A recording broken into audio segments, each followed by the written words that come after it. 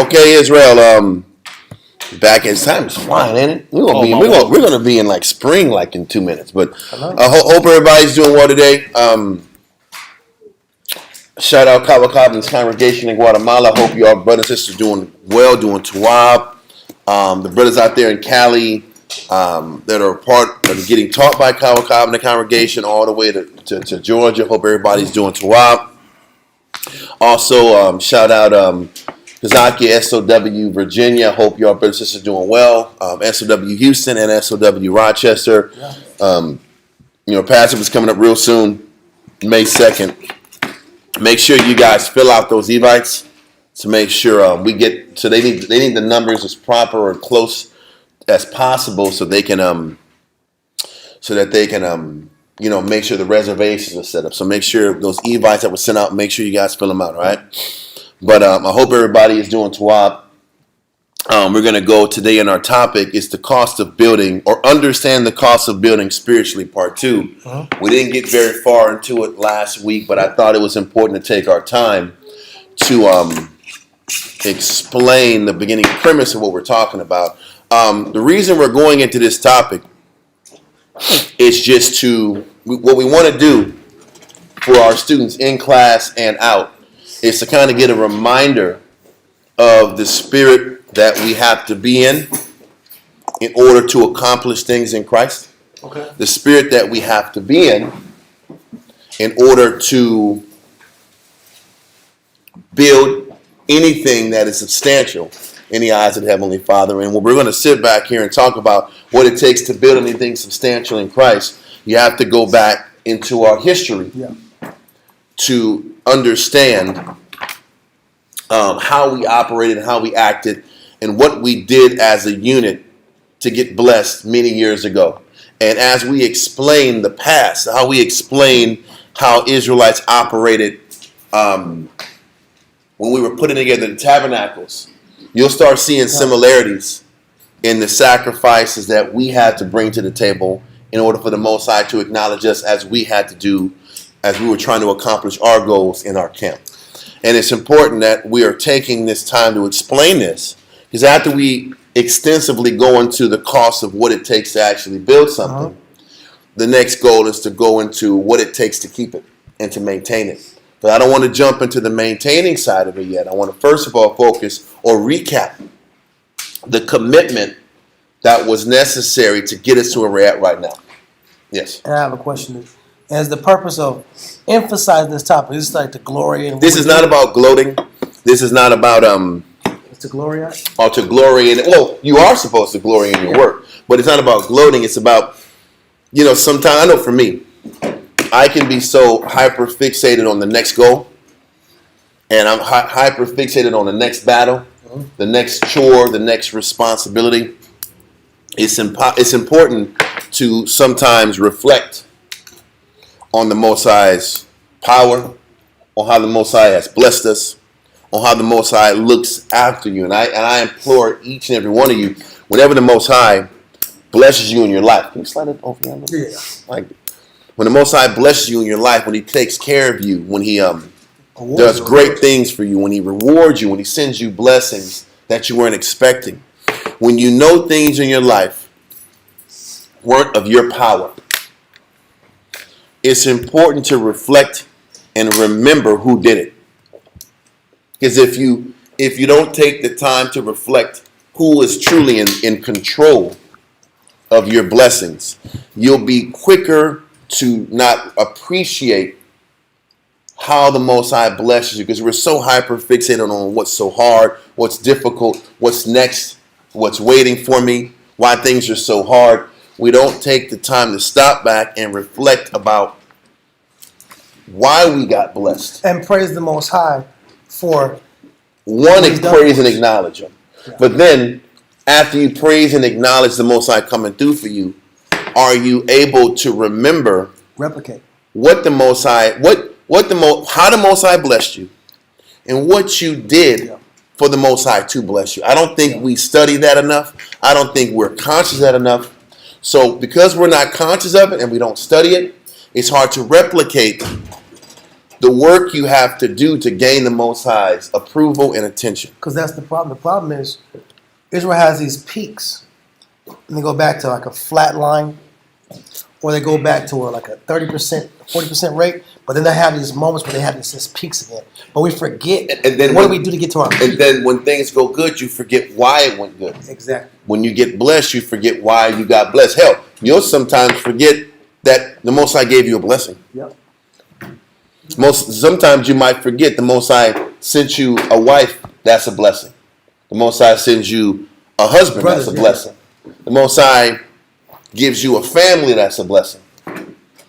A lot of times we'll sit back here and lose consciousness of that because we're consumed with the battles we're going through. So what we're explaining today is all about tracing back our steps so we can be conscious of what it takes to please the Most High, so we can continue to please the Most High. So thank you, Dawiyah, for reminding me to bring that part about. This is not about gloating. This is not about look at us. It's not about that.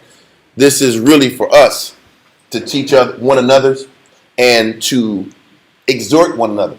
Listen, if you listen to our class enough, we're going to constantly talk about what? We need to change. You got to change. What's topic today about what you got to fix and how you're not in order? Am I right or wrong? Yep. But we need to today, I think, go into teaching what it takes to actually gain the Most High's attention and how to keep the Most High on your side and you being in His favor. So that's why we're going into this. So, first verse we're going to tap into is Exodus chapter 34 and verse 27. We are going to go into the Josephus today. We are going to do that. So just be conscious of that. We'll be doing the Josephus, and there's Josephus there. Maybe you can disperse them a little bit for sisters. So, and brothers, if they need. Let's read it, Amiyati. God, Exodus 34 and 27.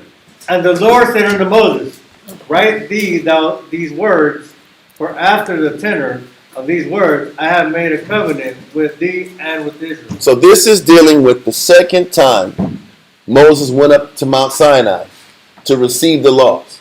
Remember the first time he did it? He saw I was doing the golden calf, and he threw the commandments on the ground. And if you saw, I don't know if you saw that movie with Mel Brooks, History of the World, how it was stupid, but like Mel Brooks came with like 15 commandments. He said, behold, the 15 commandments. One of the commandments fell. Oh, he said, behold the 10 commandments. It was so stupid. It was Edomite dry humor, but it was really funny. Why am I bringing this up? I'm just explaining that the second time Moses came down, this is what we're reading about in Exodus 34. Okay? So, the Most High talked to Moses again. This is during a 40-day and 40-night fast. The Most High gives Moses the laws to bring back down to instruct the Jews for a second time. Read on. 28. And he was there with the Lord 40 days and 40 nights. Like I said, read on. He did neither eat bread nor drink water. And he wrote upon the tables the words of the covenant, the 10 commandments. So he wrote the 10 commandments for the second time. And this event is proceeding when the Most High starts to give Moses and the people the commandment to build the tabernacle of the Lord. So the tabernacle was second.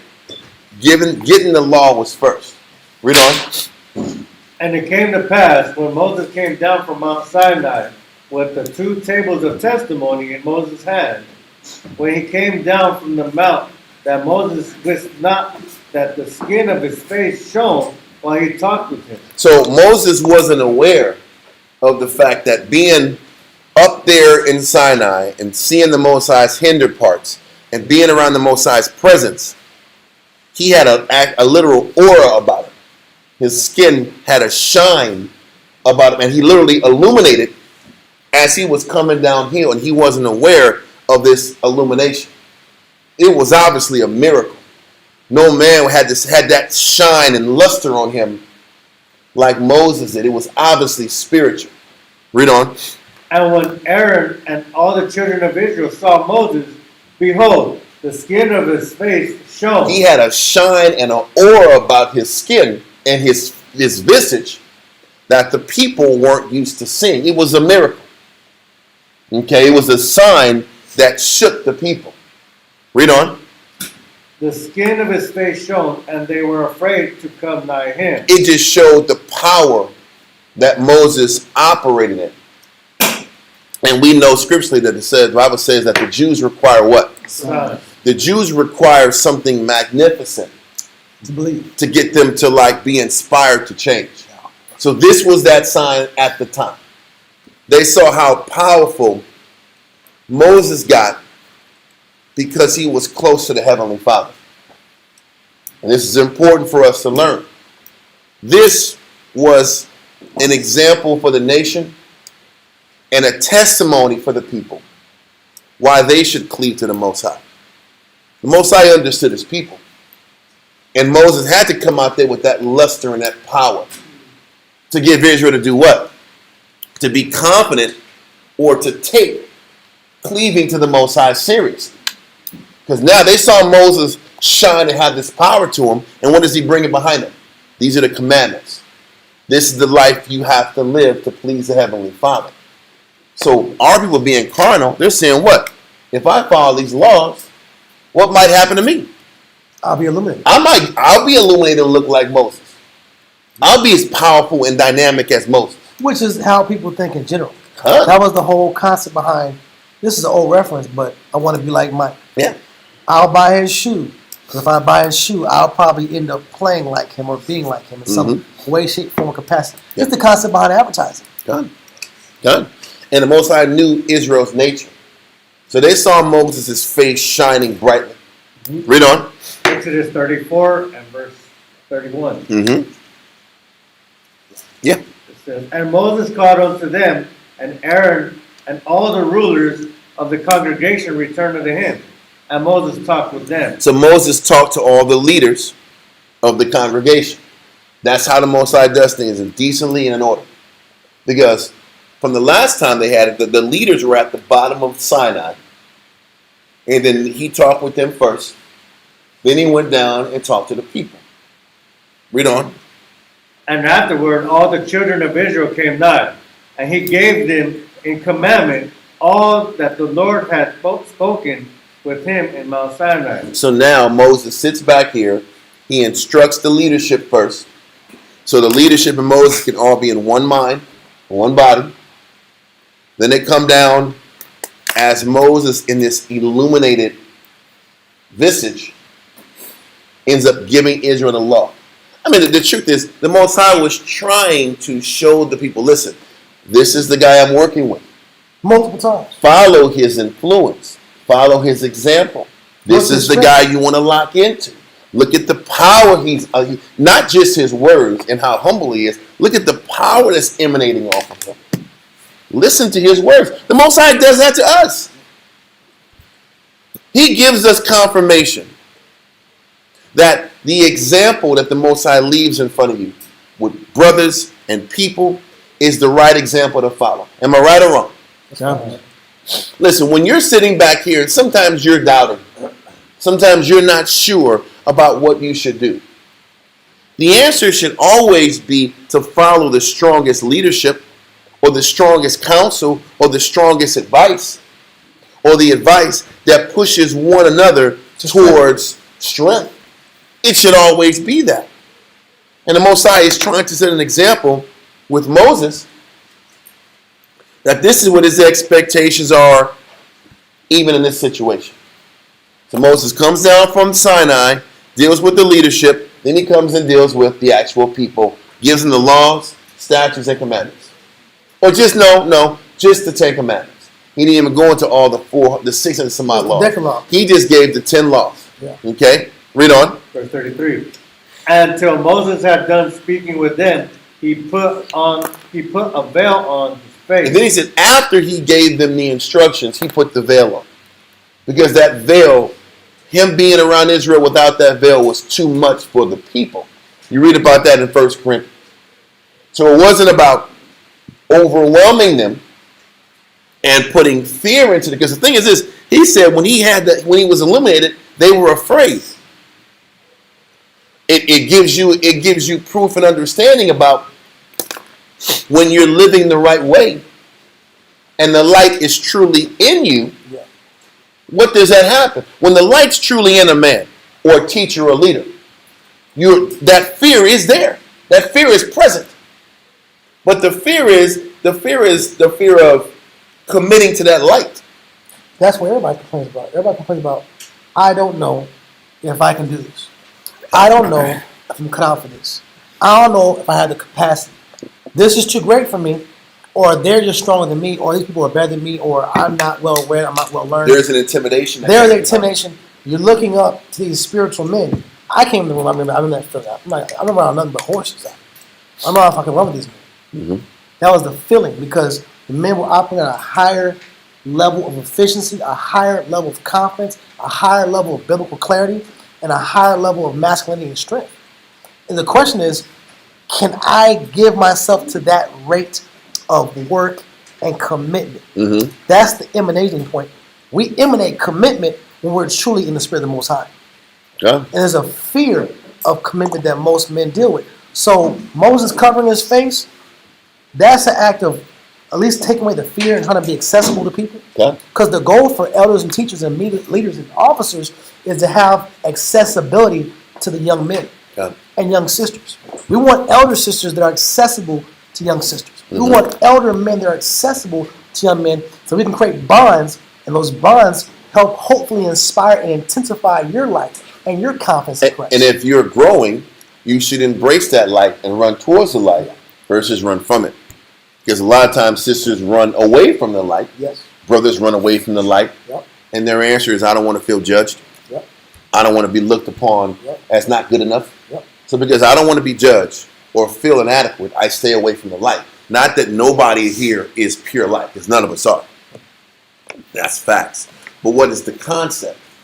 They were afraid of Moses because of the light, how he was illuminated. But also, they were afraid. But this group and batch of Israelites were also inspired. I'm not trying to focus heavily on the fear aspect.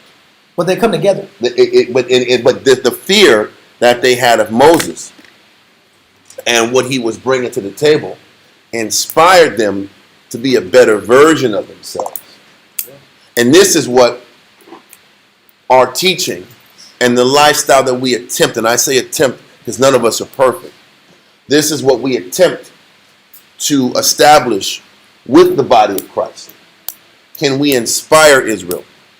Can we motivate Israel to be the best version of themselves as possible?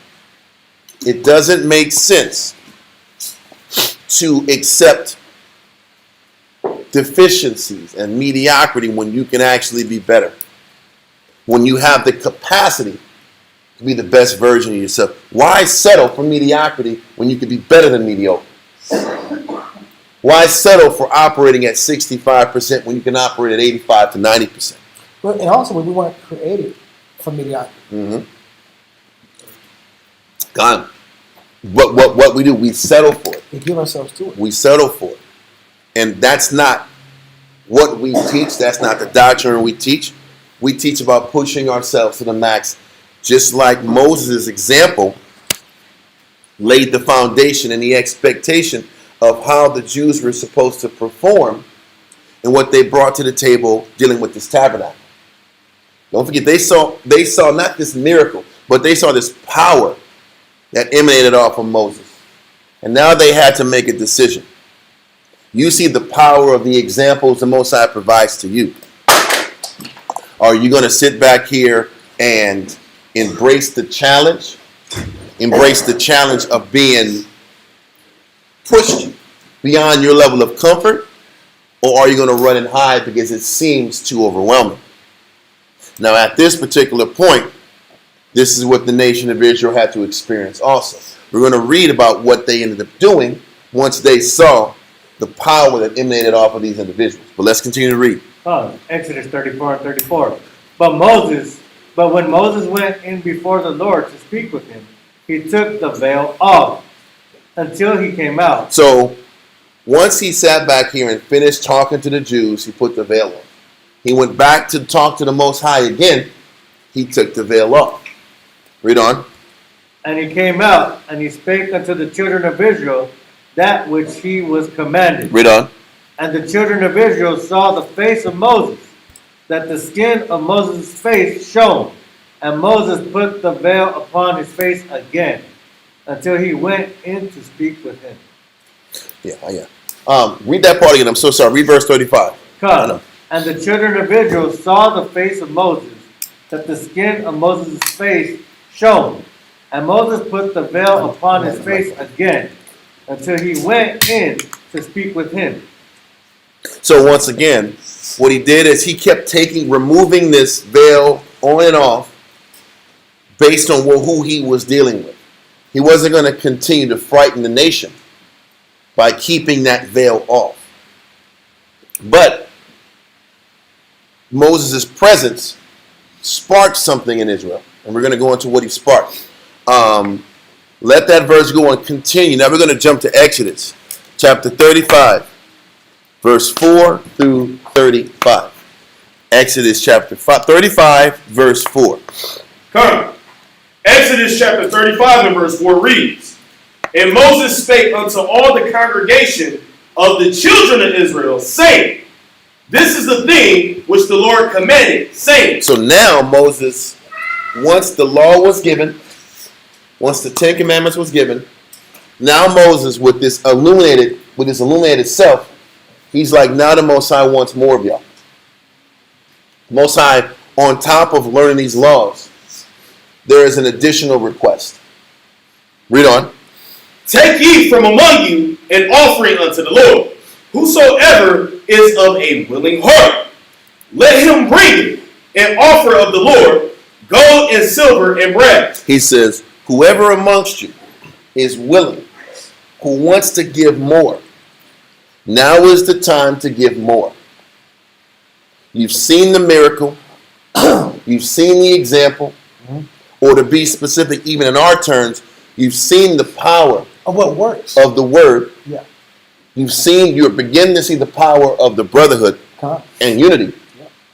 Now it's time to execute your effort behind the power that you've seen. Now, what do you mean by that specifically? Sometimes people hear execute the effort, they take the energy to class, and then they go do their side projects and their side missions. Come. And that's when the energy gets wasted. Come. And this is why it's going to go into more specifics. But he said, take ye from among you an offering unto the Lord. The offering is supposed to go to who? Exactly. The offering is not about you. The offering is, you see the power that Moses is in. You see his example. You see his dedication. You see his selflessness. Now, you're supposed to pattern that example. And now it's time for the rest of the nation to bring about of their resources to make sure that the Most High is satisfied. This is what he's explaining. Now, there's many layers to this concept. Do you mean support the strength or support the direction? It's supporting the build. Well, this verse specifically is about bringing resources to actually build the tabernacle of the Most High, the house of the Lord. Once again, we're just rehearsing and rewinding what it took for us to get to this point. That's what we're doing. So whether you're in our shoes and we know what we did to get here, it's important as a reminder of what it took to get here. Even if you were a younger brother and your job and your mind was just to go to work and grind, go to work and support. Even if that was the extent of what the request was, you have to understand what was the spiritual thinking behind it. Yes. And why did you do it? Why did you do it? Why did you go to work? That's the real question. Why did you sit back here and bust your tail day in and day out? Get up at 4, get up at 5. Burn out. Put it on the line. Yeah. Burn out. Lose hours. Lose sleep. You look up, it's work every damn day. That's the $1 million question. Why did you do it? And why continue to do it? We're trying to tie in our why in 2026. Take the time to understand, when was Israel productive? You don't get a lot of stories about when Israel was actually productive. Most of the Bible is about when Israel what? Failed. When we came up short. Decline. When we declined. Very seldom do you get the stories about what it took for us to actually gain and acquire anything. So we're going into the mindset we were in to actually make the real changes. The first thing that happened is we were inspired. When we read in Exodus 34, we were inspired enough. We were inspired enough about brotherhood, sisterhood, the examples that you see, the strength of the message to actually try. Once the inspiration was there, now the requirements had to come. The requirements that the Jews had to bring to the table. Read verse 5. Verse 5 from the top reads, "Take ye from among you an offering unto the Lord." Now the Most High said, now you got to give the Most High an offering. So the question is this. Before we go into the specifics of this offering, whatever they were being asked to give to the Most High, did it actually go to the Most High? We're going to read about gold, silver, brass, linens, materials, all these things. Did it actually go to God? It didn't. So keep that in mind when you're also thinking about what you do. You might be working a job for the camp. You might be sitting back here and giving tithes for the camp. Contribute. Yeah. You might be contributing your time or whatever effort you can for the camp. But it's still for who? Lord. It's for the Lord, but you show your willingness to give to the Lord by what you do in the physical towards the people who are trying to serve the Lord. This is the reminder.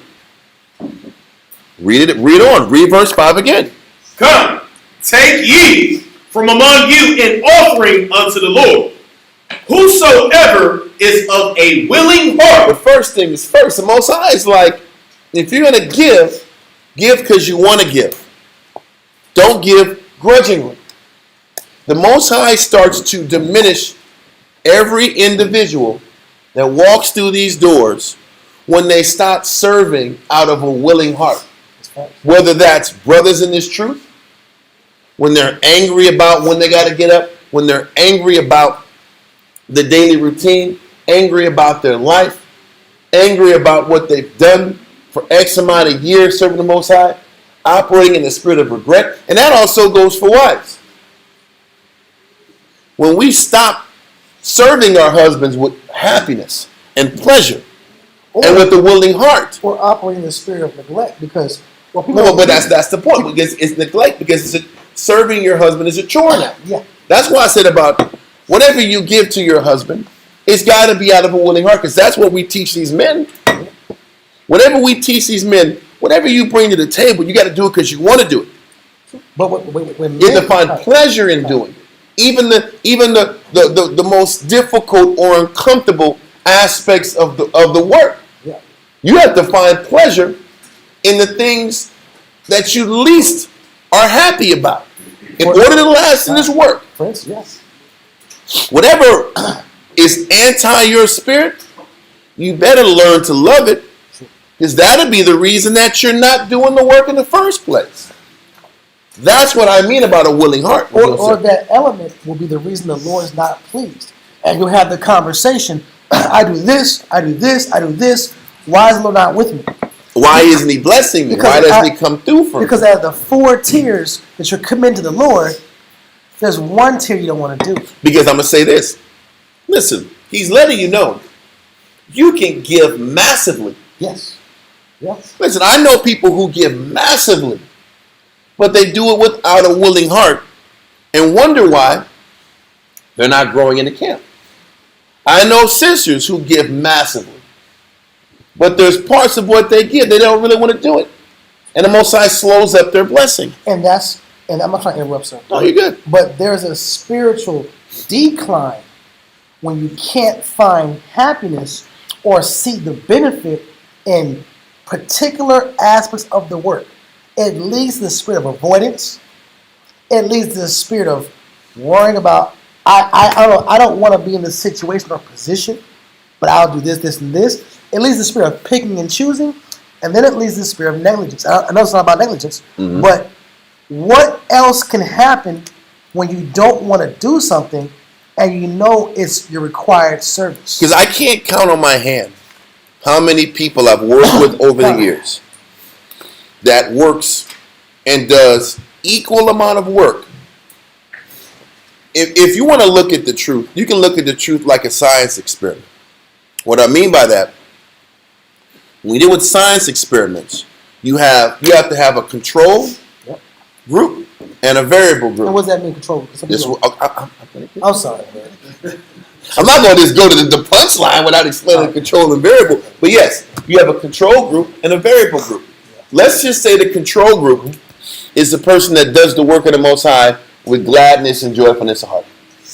The variable group is the person that works and does exactly what the person in the control group does, but they do it grudgingly. They might even put more work in than the person in the control group. And if you sit back here and you just study people and watch their evolution or their decline, you'll start seeing the Most High come through for particular individuals, and you know it's them. You know it's the Most High. You know the Most High gave them that blessing. It wasn't a manufactured move. If you sit back here and you take enough time to study people, you can know, okay, that person used his knowledge and his whoop to get that. Then you'll see some people, something just falls out of the sky. And that was all the Most High. And then you'll see why would one person have blessings that come out of nowhere and the other person is working just as hard but isn't getting those blessings. Then you sit back and ask yourself why. Now, as individuals, you want to say, yeah, my Most High just wants him to wait a little bit longer. He has to be a little more patient and he's going to come through. You know, that's partially true, and that's also probably not the case. Because also, if you dig a little deeper and you get to know those people, you'll also see those people that are unhappy, that deal with sadness, depression. You can call it whatever clinical terminology you want to give it. Depression, Bipolarism. or bipolarism, or you can sit back here and just say they're missing something in their life, and until they get the thing they want in their life, they're not going to be able to give more. Or there's a void, and that's a better word. There's a void in the people's lives. And then you sit back and you look down deeper, and you go past the depression, you get past the sadness, you get past the word void, and then it really boils down to they're just not happy giving at the level they're giving and not getting back what they want. Because everybody has that itch that they want. Everybody does this good thing called the truth. And they're going to play Jew, wear stringy clothes, work for the camp, do all these things, but in the back of their mind, they're expecting something. And if they don't get what they expect, then they start slowing down on that treadmill. Then all of a sudden, they can't get up as brisk as they want to. Yeah, that's true. They're not like, they're like, oh, it's 4:30. You know what you get? You're sleeping. Yeah. It's that damn snooze. Yep. Extra 10. It's 30 minutes of snoozing. What's going on here? How'd you get to 35 minutes of snoozing? Come on. You don't want to get the hell up in the morning. And you hear that, you know what's crazy?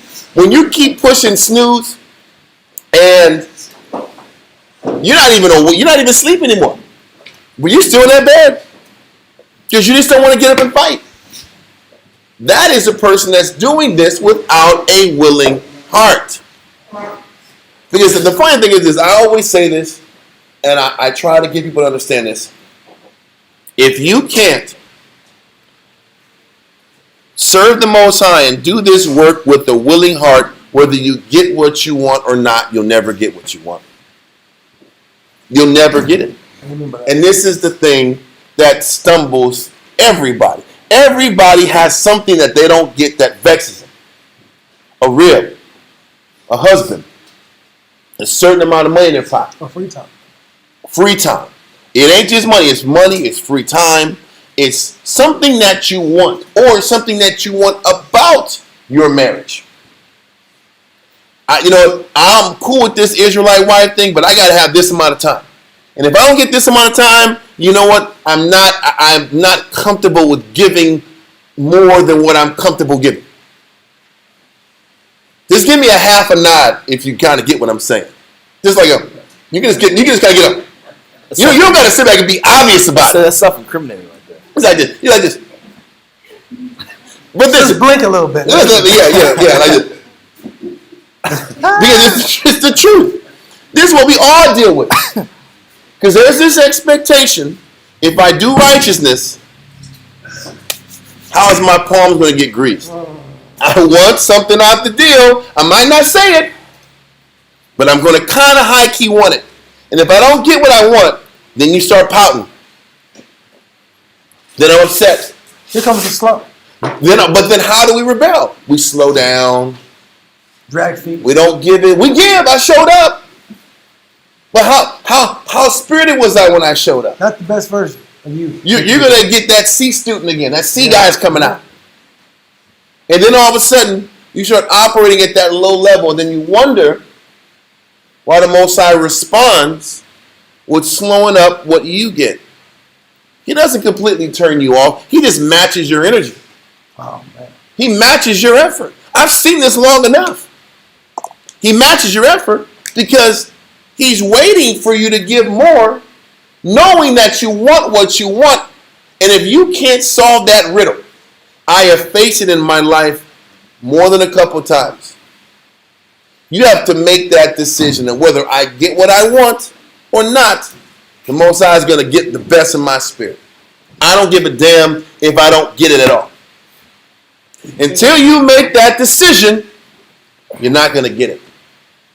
Until it doesn't matter as much to you, you won't get it. And I've lived it. We can go into specifics about what individuals want. We can go there all day long. But if you don't make the decision that it doesn't matter, that this one thing or these three things that I want never comes to fruition, that's not going to keep me from pleasing the Heavenly Father.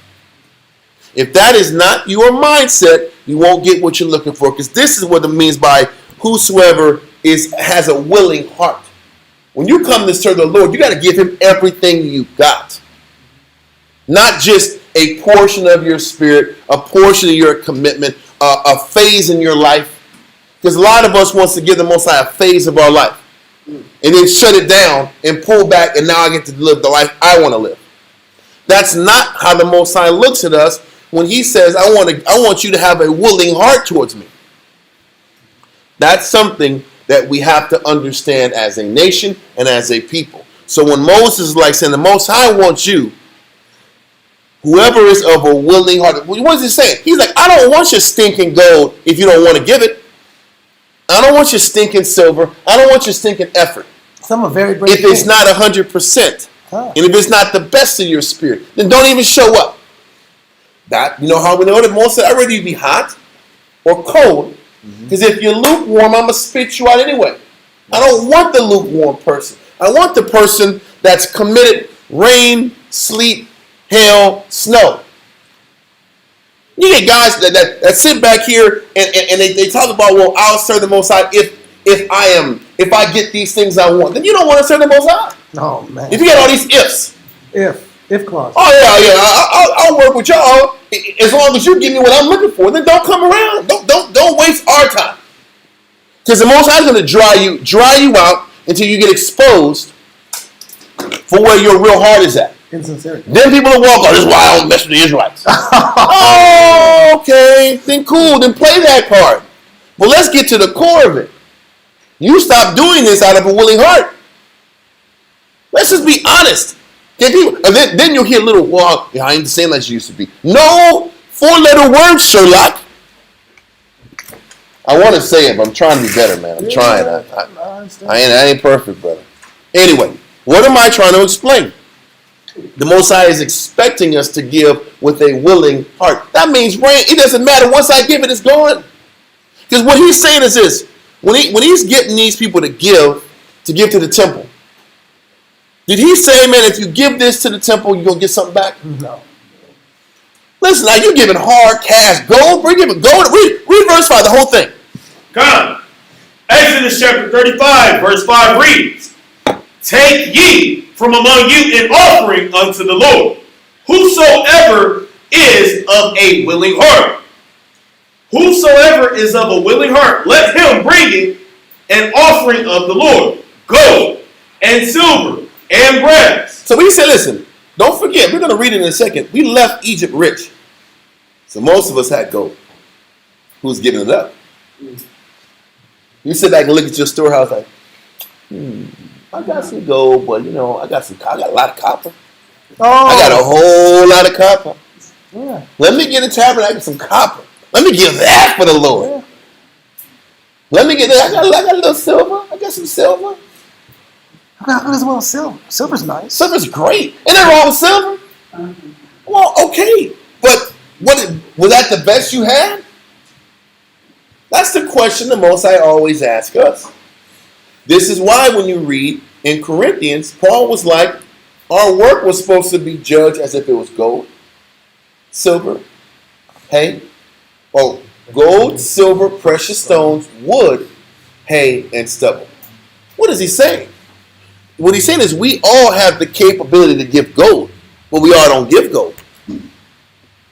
A lot of us give woodwork, hay work, and stubble work and think we're doing good and get mad that blessing or that effort isn't received. At least I Because don't forget, didn't the Most High say gold, silver, precious stones, wood, hay, stubble? But he says It's all tried by fire. but it will all be tried by fire. What does that mean? Most of what people bring to the table is never accepted. Think about that. No. Think about that.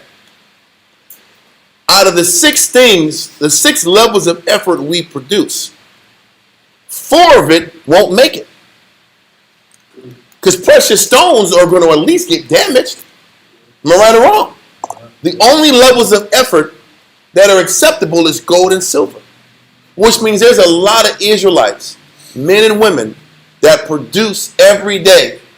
They go through all this energy and effort, and the effort isn't received and taken as if it was work. Thank you for the thumbs down. We appreciate it. Look, we always say, if you're giving us thumbs down, it's because we're saying something. That's a 3-point. That's a 3-pointer. Swish. That's a half-court jump. I don't think people want to hear the fact that their effort is subpar. And maybe you don't get blessed because you give subpar effort. And what perspective are we saying this? We're saying this because people listen. People complain about I don't see the benefit of being in the truth. God. So this has to be a clear biblical conversation to answer that question of why do people get blessed and I'm not getting blessed, or I feel like I'm wasting my time. And then it goes into whether it's on a micro level, which is the individual, or on a macro level with the camp. Exactly. Listen, why do certain camps thrive and certain camps fail? Why do certain individuals get blessed for their work and other individuals don't? We can sit back and say, oh man, all these things happening, man. All these crazy stuff happening, man. You just want to say all the crazy stuff I'm going through, man. This is why I can't grow. We can play the main card. Yeah. Or we can sit back here and say, the devil, man. It was Esau. Block me, man. It was Esau, man. Exactly. It was these haters, man. All these haters out here in these streets, man. Keep me back. They hold me back. You can play the haters card. Or you can say maybe your effort, the Most High didn't receive it. Or he saw you put work in, but also realized it was not good enough to earn the blessing that you want. And that's what eats at people. Maybe what we bring to the table isn't sufficient enough for the blessing we ask for. I don't think as a nation we acknowledge that enough. That yes, you can give effort, but maybe that effort is not sufficient for the magnitude of the blessing that you want. Maybe as a wife, you are trying to do the acts of a wife, but maybe it's not enough to please the man you got. Have you thought about that? Maybe your wifely service doesn't make him happy. Does it mean you didn't try at all? Does it mean that you didn't care at all? Now we'll get thumbs up when we talk about the women. The women's is. We talk about the women not giving up, we'll get more thumbs up.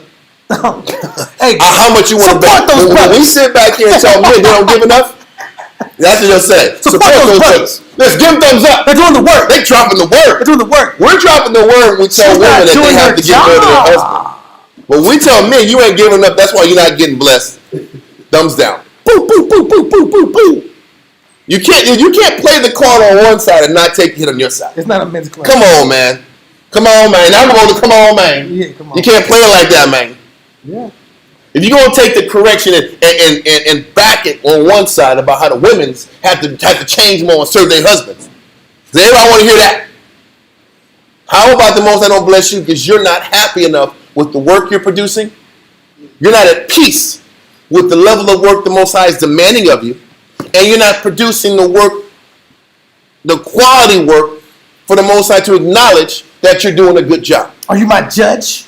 No, I don't have to. The beautiful thing, I don't have to judge a thing. Your spiritual resume does all the talking. And your spiritual resume and what happens to you when you don't live up to the Most High's expectation, that does all the work for you. That does all the explaining. We're taking our time to explain this because we're going to read how Israel gave the best of what they had. At this story, as much as we're cutting the Jew now, this is actually a good story. Can I pull this? It's a bad verse, man. No, it's a good man or what? It's a good vibe. Keep going now. Proverbs. We're trying to get to the good vibration. We're trying to sit back here and bring good here. Proverbs. We have a lot of negative that's responding. Yeah. Why are they getting us? We're trying to bring a nice class, happy class. Yeah, yeah. Anyway, what you got? What's That's the Earth, Wind & Fire. Anyway, okay. That's a happy song, man. God, I'm with you. It's a good song. Man. That's old school. I know. I haven't heard that before. I love it. What you got? What you Proverbs got? 21, verse 8. Proverbs chapter 21, verse 8. And this is to show that the Lord, how the Lord judges our work. His actual requirement behind the labor. Mm-hmm. All right? Proverbs chapter 21, verse 8. Uh-huh. The way of man. The way people do things, the way men do things is what? The way of man is froward and strange. Forward means difficult. Disobedient too. That's what I'm Especially if it's a froward, F-R-O, right? Yeah. Yep. That's disobedient. Yeah. That's how people move. Yeah. If most people by nature, they operate with a disobedient That's a fact. spirit, what does that mean? Their nature is to give half-ass. Yep. Their nature is to give just enough to get by. Yeah.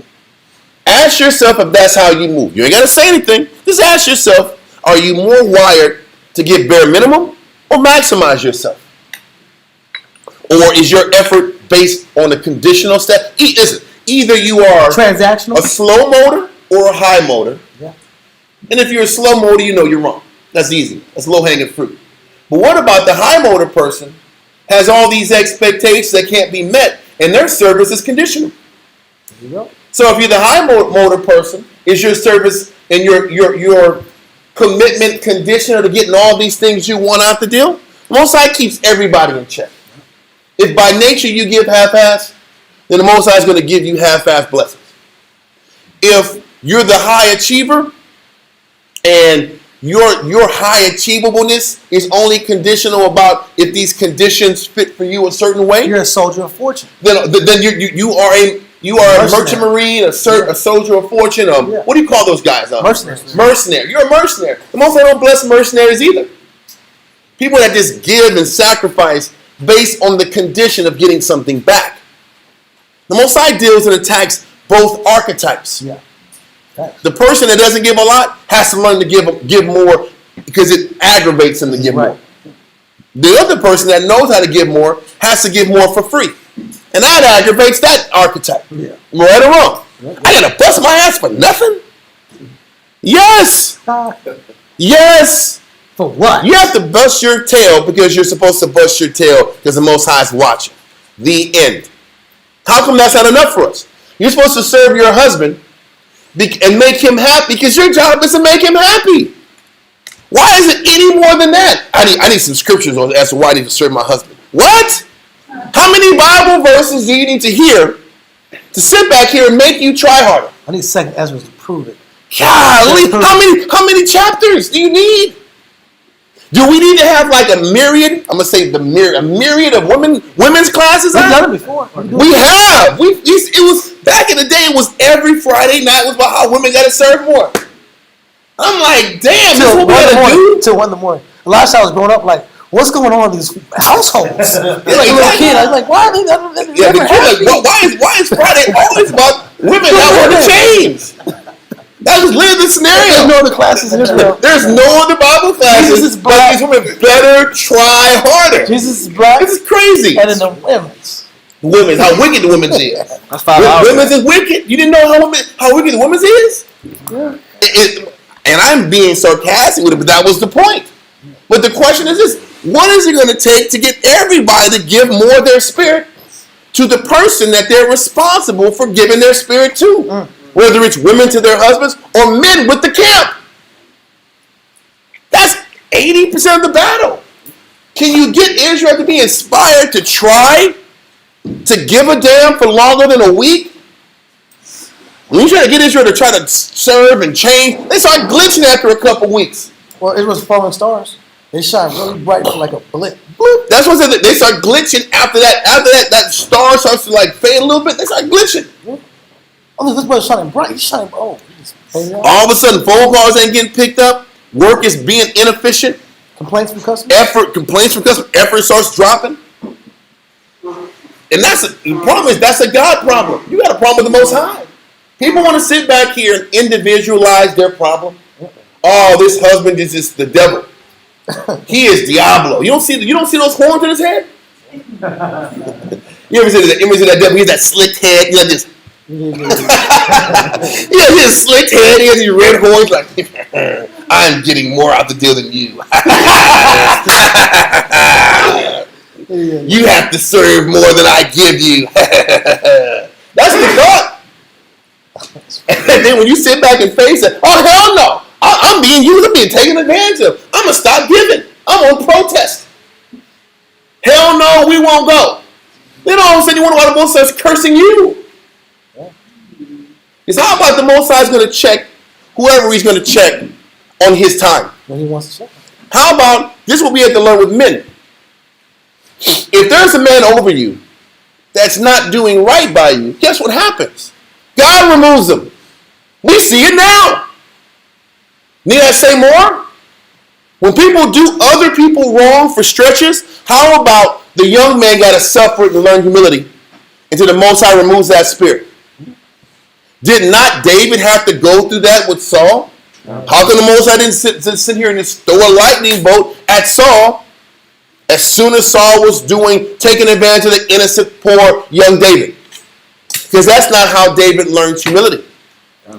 How about if David would have rebelled and tried to kill Saul, David would have got punished for that? Yep.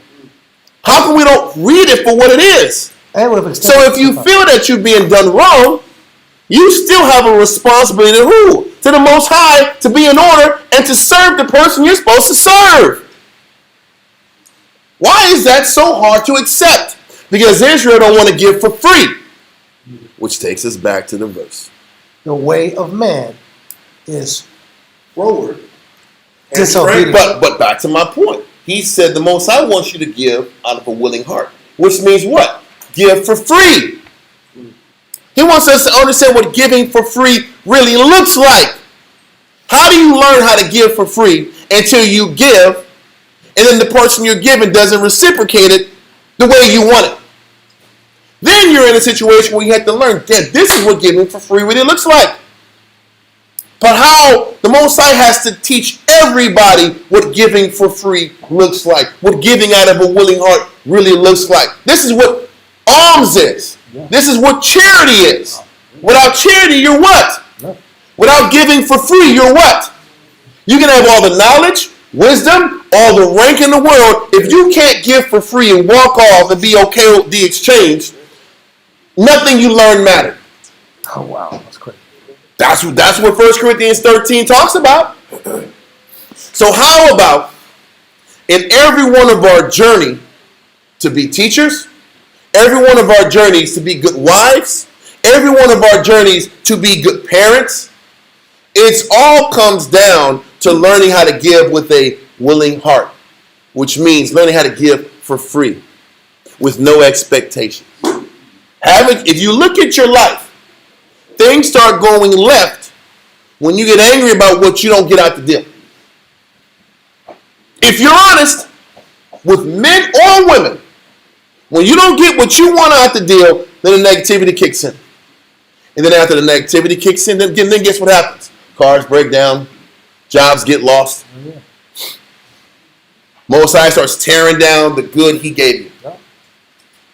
Because the good he gives you is contingent on how satisfied each and every one of us can deal with the exchange. And if you can't learn that, then you really aren't going to be blessed with what you bring to the table. There's so many people I know give, and they give, but they still don't receive the blessing that their effort should produce. A lot of people give. A lot of sisters give to their husbands. But why doesn't the Most High bless? Or why doesn't the Most High put that spirit on their husband to appreciate it? Why? You have two choices to look at. You can sit back here and play some Mary J. Blige and sit back or watch some Tyler Perry movies. I was your lover and your secretary. Yeah. Working every day of the week. And you go into all the good you did and how this bad guy just took advantage of it. Or you can look at it spiritually and say, damn, the Most High is showing me something about my character that I'm not giving. What is it that I'm not giving? To the Lord. Either I can say how bad the situation I'm in, how bad my man is, or I should ask myself, what am I not giving to the Lord? But once again, if I'm asking myself, what am I not giving to the Lord? It's predicated about what you're not giving to your husband. Or what you're not giving to the brothers you work with every day. Because does the Most High need your tithes? Does the Most High need you to be what does he need from you? He wants lamb all day? That's why the Most High said, all this killing animals doesn't solve anything. All these lambs got to suffer. It's a damn meat market out. Yeah, it's got to be a meat market for God. God is, give me that meat. Give me that meat. I want meat. I need some meat. Give me that blood. I want that blood. Give me that blood. Is it really about blood? Is it really about blood? Or is it about he wants to see you change and offer him what matters most? And it's your priority. Corbin. He wants you to make him your priority.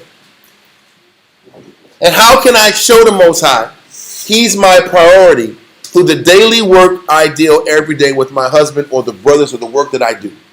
Because if you don't understand this mentality, you can't even begin to produce effort that the Most High acknowledges. This is why we're going into this in the whole, what does it take to get the Most High's acknowledgement? What does it take to get the Most High's acknowledgement in your life or in building a camp and producing something that actually lasts? Because this is the question.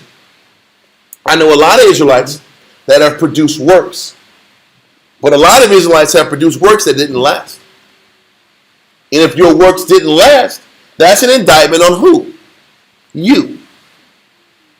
Because if your works actually mattered, the works last. So in marriage, if you did enough work, your marriage would last and thrive. That's facts. If the marriage is crumbling, it's because you're not giving enough on your end. Because who and what can anybody control but their own works?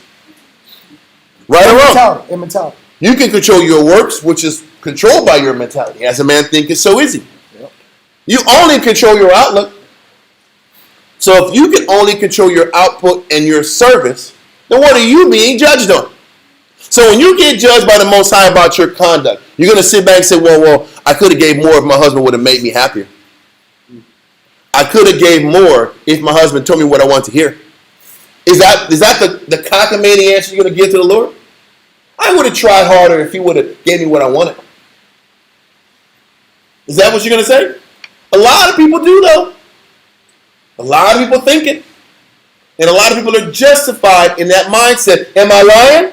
Mm-hmm. Don't we do it as men? Man, if this payroll will go over like $700 more, I will be a super soldier. I will run through this wall. Don't ask me to run the stairs. If I can sit back here and get me a car, bro, I will be out here. I'll be out here. If I get the whip that I want, if I get that 2025, ooh, I'll be creased up and sharp every day. Yes, sir. I'll be creased up. I will study. That's what people think. That's what they feel. If they get what they want, they'll study. If they get the rip they want, they won't study. Let me show you scripture. Now you want to be a Bible guy? Now you want to teach? Now you want to study? 86. Now you want to study the Josephus? Nah, get out of here, because you getting something out the deal? Yep. But if it's up to you to study, you don't think the Most High sees that in you? You got to show the Most High that you're selfless before you get the rib. Why give you a rib when it's only going to be about the flesh?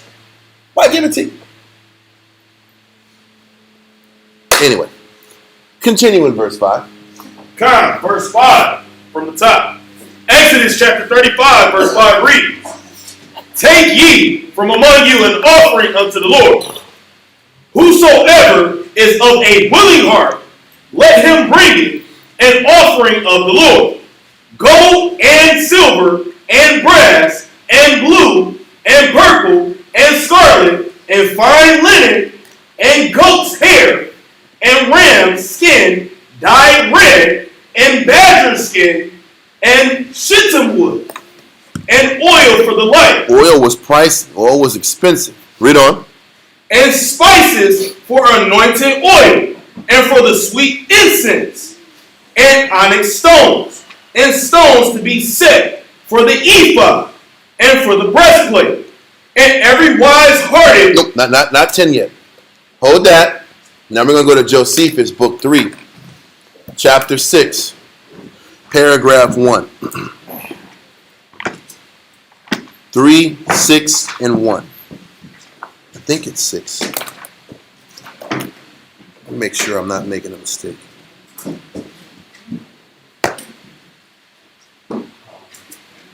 Give me a second. I got to, yeah, it's 3, 6, and 1. Book 3, chapter 6, paragraph 1. We're going to read to like the halfway mark. Okay, read that. Antiquity of the Jews, book 3, chapter 6, paragraph 1. But the Israelites rejoiced at what they had seen and heard from their leaders. Listen, they were rejoiced at the power that Moses rode in, the spirit he rode in, and the law. They were enthusiastic about what they learned, and they were enthusiastic about the leader that presented this knowledge. Read on. And were not wanting in diligence according to their ability. But he says, this is the beautiful thing. When Israel was at their peak, which is only for a very short period of time, he said they were not lacking or wanting in diligence to their ability. People sit back here and they see teachers, or they see examples with sisters or examples with men, and they tell themselves they're discouraged because they think that they can't do what another person does. The Most High just wants what? He wants diligence to the best of your ability. Can you max yourself out? Because if you max yourself out, then the Most High will be pleased with you. That's all he's asking for. He's not asking you, whatever however many talents the Most High gave you. He wants you to max yourself out based on the ability he gave you. Then you got to ask yourself, are you really being diligent and maxing yourself out based on what the Most High has given you? Because this is the character of Israel when they were truly blessed. And the Most High saw unity and camaraderie amongst the nation for the very first time. We were inspired, we were motivated, and our works showed our respect and our motivation. Read on. Right. For they brought silver and gold and brass, and of the best sorts of wood, and such as would not at all decay. Camels, hair also. So he says that would not decay. My Josephus says not decay by putrefaction. So what is, listen, think about this. That means when we were at our potency, we gave the best of our wood. Why am I bringing that up? We didn't sit back here and stash our good stuff, our good china, until we got to the kingdom. We got to our land. We gave the best of our wood, the best of our gold, the best of our supplies, to the best of their particular ability. So that what? That the house of the Most High can be the priority. How many times do we give a portion of what we got, but not the best of what we got? We keep the best of what we got for us. And that thinking is sick. That thinking is detached. That thinking in which I will give just enough to placate the Father, but I'm keeping what I really want to me. If that's the mindset that you hold, know that the Most High won't bless you. He's not going to bless you if you're giving the Most High or shorting the Most High in any way. And once again, I'm showing an example of when the Most High truly accepted our sacrifice as a nation. This is what we're going into. When did the Most High actually bless us and look after us? Read on. It says, and such as would not at all decay. Camel's hairs also, and sheep skins. Some of them dyed of a blue color, and some of a scarlet. Some brought the flower for the purple color, and others for white, with wool dyed by the flowers mentioned before, and fine linen and precious stones, which those that use costly ornaments placed in settings of gold. They brought also a great quantity of spices, for of these materials did Moses build the tabernacle. So once again, all of this was to beautify the tabernacle. This is how we operated back then. We were supposed that we gave the best of our resources to build the tabernacle then. And what we've attempted to do with Israel is to push them to give the best of themselves for us to build the tabernacle today. It's the same concept. What we are demanding of men, what the men have demanded of the women, is to go all in for the temple's sake. Once again, we're just going into, it's important that we don't just have a school, have a party, and go back to business like it's usual without remembering and being conscious of the level of commitment it took to get to this point. The level of dedication it took to get to this point. The level of selflessness it took to get to this point. And in that, you should be happy and proud. The problem with our people is we're not happy and proud about our sacrifice. We're aggravated about our sacrifice. We are annoyed that we've lost our sleep. We're annoyed that our human capital wasn't maximized to benefit us. Part of us are annoyed that the level of effort and sacrifice that we put to the table for X amount of years didn't go more on ourselves and went mostly on the work. This is how women feel also in their marriage. I've been neglected. I haven't gotten the time that I might want. This person wants all these things but can't give me time. Well, hell, where were they giving their time to? Building the temple. So maybe your sacrifice should be processed like, I'm giving this up for the Most High too. And I have to accept that what I've lost is for the Father. Because when you're giving something up for the Lord, who are you really giving it up to? You're giving it up to the Most High by proxy. You're giving it up to the Most High by what you lose in your marriage, by what you don't get in your marriage. Men are sacrificing to the Most High by proxy also, by what I'm not getting in my pay. by the free time I've lost, the comforts and conveniences that I chose not to, or I didn't even have time to tap into. What you're losing in the terrestrial is how I give to the Father. Yes, sister. I just want to finish that statement. I saw your hand up. Oh, Yeah. can I see that, like, in my household? I was told before, is that all you got? Is that all you're going to give, right? Like, you don't just cook and eat. Like, what else do you got? You Mhm. figure fixing, you know? Mm-hmm. You know, like, everything you're saying, I can use that, Con. right? Because the Most High does it to the men. What sisters don't get is that the Most High is as hard on us as they are on you. That's what sisters sometimes don't understand. Because when we're sitting back here, sometimes blind, because when you're sitting back here and there's not enough shekoyim to build the school, we're sitting back here sitting on a damn foundation for months. It literally felt like the book of Ezra and Nehemiah. Remember Ezra? They were like, we have the school foundation.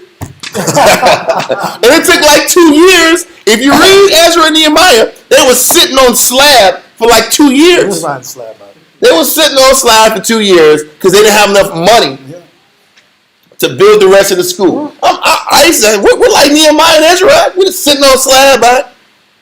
Paying 2 rents, suffering. So then, when you're sitting back here and you're powerless, waiting for the Most High to send an invisible blessing your way, Open doors, yeah. to sit back here and bless you, what do you got to do? Okay, Awar and everybody else, we have to give more.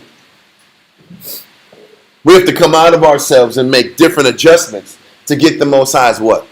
Attention. What do I got to give up? What do I have to abstain from?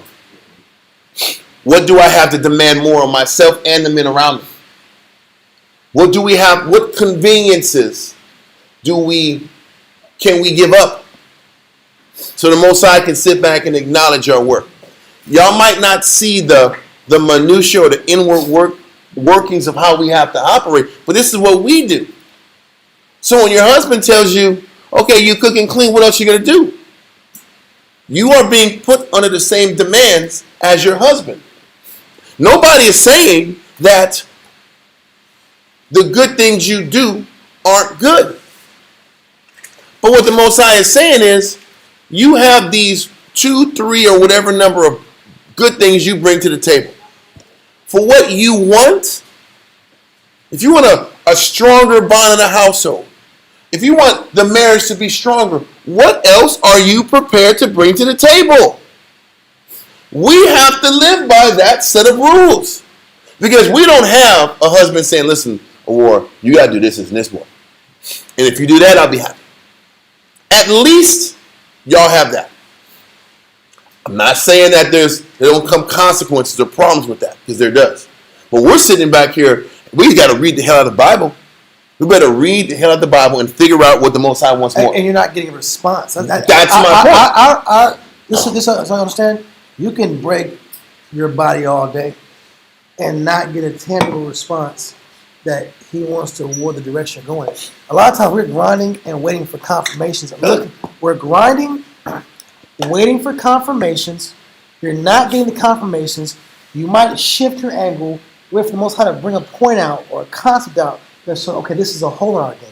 Okay, let's go ahead and repair this hole in the body and ourselves and the men around us. And then see the Most High responds and rewards based off of us solving that issue. But the only way you do that and get to that point is through abstinence. Let me keep shaving off things in my life. Shaving off conveniences. Shaving off comforts. Shaving off things that I do normally, but I and it's not unlawful to do. But I have to do it to get the Most High's attention. Because we used to teach it all the time at the mall. Correct. If the mall is dead and you're working hard and you're still at whatever the hell told you got to do, what do you got to start doing, Karai? Whatever you've been taught, you got to start doing. Gotta have faith. Gotta go back to my previous counsel and just rely on all the scriptures that I've been studying. But also mechanically. What do you got to mechanically do? I got to manufacture confidence. But it's that. But you know what also is? No more bathroom breaks. Yeah. I'm not having lunch. Yeah. I'm just gonna be a starving ass. You know what? I'm gonna be hungry as hell out here until I figure out what the damn problem is. Am I right or wrong? Yeah, Is that what we taught? yeah, No breaks. yeah. Stop walking around. No phone calls. Lock this down. What do you got to give up? Because you need the Most High's attention out here, and you're on this damn island, and everybody's telling you hell no. The answer is always okay. I have to be more aggressive, more lively. I have to choose purer thoughts. I got to sit back here and believe what's going to happen when I don't see anybody on this damn walkway. I look to the left. There's nobody. I look to the right. There's nobody. And I got to say, you know what? It's going to happen regardless. God's going to send people to the cart. Then if you see somebody, you have to go max out to this person, knowing it's going to work out, even though this, on this person's face like this. No, shit, I don't really want to do this. See, they look at they watch. They're looking around, and you're sitting back here like doing a jig for them out. You doing a little jig for them out, dancing, talking, smiling for them out. Yes, a Boston. You got to do whatever the hell you got to do to get this person to stop. And then when they walk off, I'm one step closer. Most likely gonna come and bless me. It's one more blessing away. You got to keep in that mode and work harder and harder into the what the Most High brings it, and He brings it all the time. What am I trying to say though?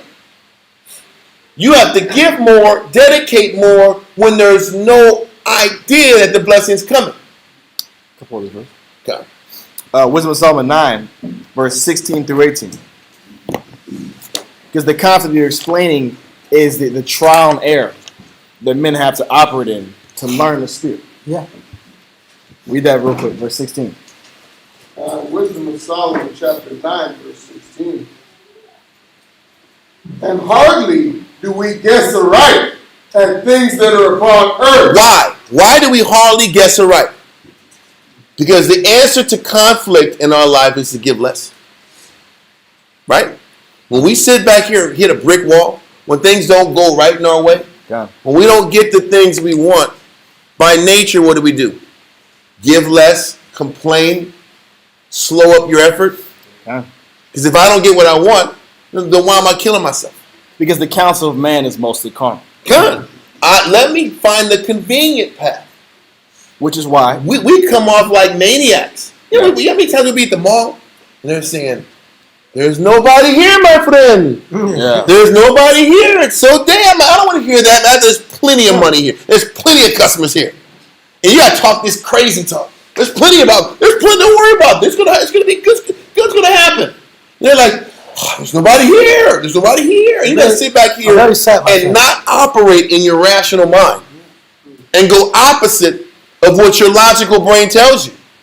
That's not normal. That's crazy. People do that. No, there's blessings. There's plenty of blessings here. It's a Tuesday. It is slow. It is raining outside. It's stormy. It's a monsoon out here. Right? It's really raining outside. You're right. I'm probably not going to get blessed. You can't think that way because if you do, you're not going to get blessed. They already spent their money. Yes. It's January. It's enero. It's the slow time. Is it the slow time or is the Most High going to bless you? Which one is it? Are you going to be logical guy? Or go against your fears and your doubt and get the Most High to bless you? What we don't understand is living and thinking spiritual is a different way of looking and processing in life that we haven't bought into. A lot of times the economy. Oh, it's the economy. Yeah, it's damn Trump. Or it's damn Biden. Yeah. It's Biden's fault. It's Trump's fault. How about the Most High has sat back here and blessed us through 8 presidents? How about that one? When it was Slick Willie Clinton, we was getting blessed. when it was George Bush Jr., we were getting blessed. When it was Obama, we got through it. When it was Trump the first time, we got through it. How about that? Only problem was when the towers fell out and we had beers out. They did not like us out. They did not like us. Well, we couldn't use it as an excuse. I don't trust you. I guess I was from Syria or something like that. They did not like me. I had to do extra jigs. I had to do, hey! I'm not like those guys. I come in peace.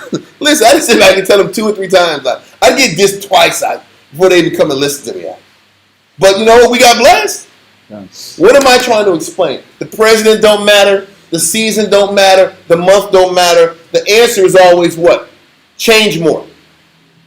Make more adjustments in your spiritual character. But this is why he says that trial and error effect, right? God. It's the trial and error because as the men are learning how to be leaders, how to be husbands, they have to go through this trial and error, which is I'm making my mistakes, but I'm doing it in righteousness. The mistakes is because I didn't know better. But now I'm getting the wisdom from the Most High. And this is what the point of the concept was. Read that real quick. John, verse 16 again. Yep. And hardly do we guess aright at things that are upon earth, and with labor do we find the things that are before us. And it's the task the Most High set out for the leaders. The leaders have to go through the labor, the hard things, the longer process to get the understanding so we can disseminate the information to our subordinates. So we can disseminate a clear message to the people that are under us, whether it be the wives, whether it be the children. If I'm a parent, my job is to live my life, make my mistakes, and tell my kids, don't make this same mistake. Don't fall out to these footsteps. Or if I have men under me, hey, you know what? When I was at your stage in the truth, I wouldn't make that decision. That might cause you to fall. That's what it means. Through labor, we're figuring out the spirit of the Most High. As we're taking counsels, as we're going through classes, as we're going through our ups and downs, we're acquiring the wisdom of the Most High. But the process of that is grueling for the people under us because they're like, you're going against my flesh. You're telling me things that I want to do. Why won't you let me live the life how I want to live? Why is the answer always give more? Yeah. Because that's why do I always keep giving more when I hit a roadblock in life? Because that's the spiritual way to handle things. Come. If you're hitting a roadblock in your marriage, guess what? You got to give more. Come. You have to serve more. Come. You have to be more obedient. Not reverse and backtrack and give less. Come. That's not the spiritual solution because it's not the spiritual solution for us. When we hit roadblocks, we can't give less. Nope. You have to sacrifice and make more adjustments if you want to get the Most High's what? Attention. Because that's what this is about. Why in the hell do we go to Bible class 4 days a week? Unless we're trying to sit back here and learn how to get God's attention. Wow. And think closer. And think spiritual and really learn what cleaving to the Most High really looks like. Because if whatever I'm going through, I'm cleaving to the Most High, that means I'm giving more things up to get close to Him. And the adversity is the reminder that you got to give more. Okay. When you lose, when you suffer. Now, I brought something similar to this on Friday about, hey, when you hit adversity, you have to give more. You have to lose more to get closer to Him. Yeah. Whether you want to say lose more, sacrifice more, change more, abstain more, work on the things you don't fix, because whether it's women or men, we're both equal in this. When the light shines on us and it's time to talk about what you're not doing, what do we all want to do? But I'm doing this good. I'm doing this good. I'm such a good student now. I love the Bible now. Now I got to come to class. Okay, but what about the other things you don't do? Sisters have to face this, and I know that's hard, but we got to face it too. We have to be accountable. Okay, I could be grinding at the job, but what good is grinding at the job if I have no patience with the students I have to work with? What good is working hard at the job, learning how to be a better counselor, but I don't study? What good is it if I can work hard, train men, study, but I get too angry? I don't know how to discipline my flesh. Because it all goes back to the inspiring process you're going with Moses. Mm-hmm. Moses was inspiring the rest of the nation. But the inspiration was the things he was physically changed, his physical change. For us, it's our physical change. What versions have we changed? Well, how different of a person are we from 6 months ago? Or from a year ago? Or from 5 years ago? Or from 10 years ago? Can people see that physical change? It's not man-pleasing that they can see your change. It's supposed to be an inspiring aspect. So when we're saying, how hard do we get right? And through labor, we find the things that are before us. Through the labor, the mistakes, we find out what we need to change and what person we need to become for the people around us. Well, the issue is, what people don't want to accept is that the version of you now is not going to be the version of you in 6 months. How about that? How about Christ always says He expects what from us? The one word. Usury. What does that mean? If He demands usury, That means he demands more now than what you produced 6 months ago. It gets used up, so you gotta get him. You gotta put him more. Used up, or okay, you learned this lesson. Congratulations, and you were blessed for that plateau you achieved. Now it's next. Now it's time for the next plateau that you have to achieve and get to. Or like in 1 Corinthians 8, when he says we have to be 40 years a year ago, I'm learning the skills that I'm going to eventually be put to test on. God, but this test never stops. Which is a learning process that always 40 years ago. Israel always acts like, listen, I could have been 40 years ago, 5 years ago. But guess what? Once that year's up, you got to be forward another year ago. And the rest of your life is about being forward the next year. We're in 2026. Now you got to be 2027. You got to be ahead for 2028 after that. It's a life change. Then everybody's like, oh my, Where's the break? this is too much. When do I get to just be happy with where I'm at? When can I just tread water? I was the boss in 09. What are you talking about, huh? Well, that's true. Well, what about 11? 2020, 2015. Yeah. This is the concept that we don't want to accept. Yeah. It's the same way with men that we are responsible for to grow in this truth. All the brothers who start to fall off, they stop this too. This isn't just a sister thing. Men do it all the time too. Men plateau. Yep. They plateau because there's filth in them that they don't want to address. Why do marriages collapse? Because there's filth in you don't want to address. There's selfishness in you don't want to face. You don't want to confront it. So you sit back here and you become the bench press Israelite. No. My upper body is strong as hell, dog. I can do this, man. I can cook my tail off. All right, I'm a workhorse. Those are blessings, but are you going to add virtues? We are all on the hook for adding virtues. It's that same concept you're going into during the Sabbath classes about how the Maccabean army kept getting smaller and smaller and smaller. Because people didn't want to keep going on campaigns. Yep. Why am I keep fighting this inevitable cause? This thing is not finishing anytime soon. So let me quit.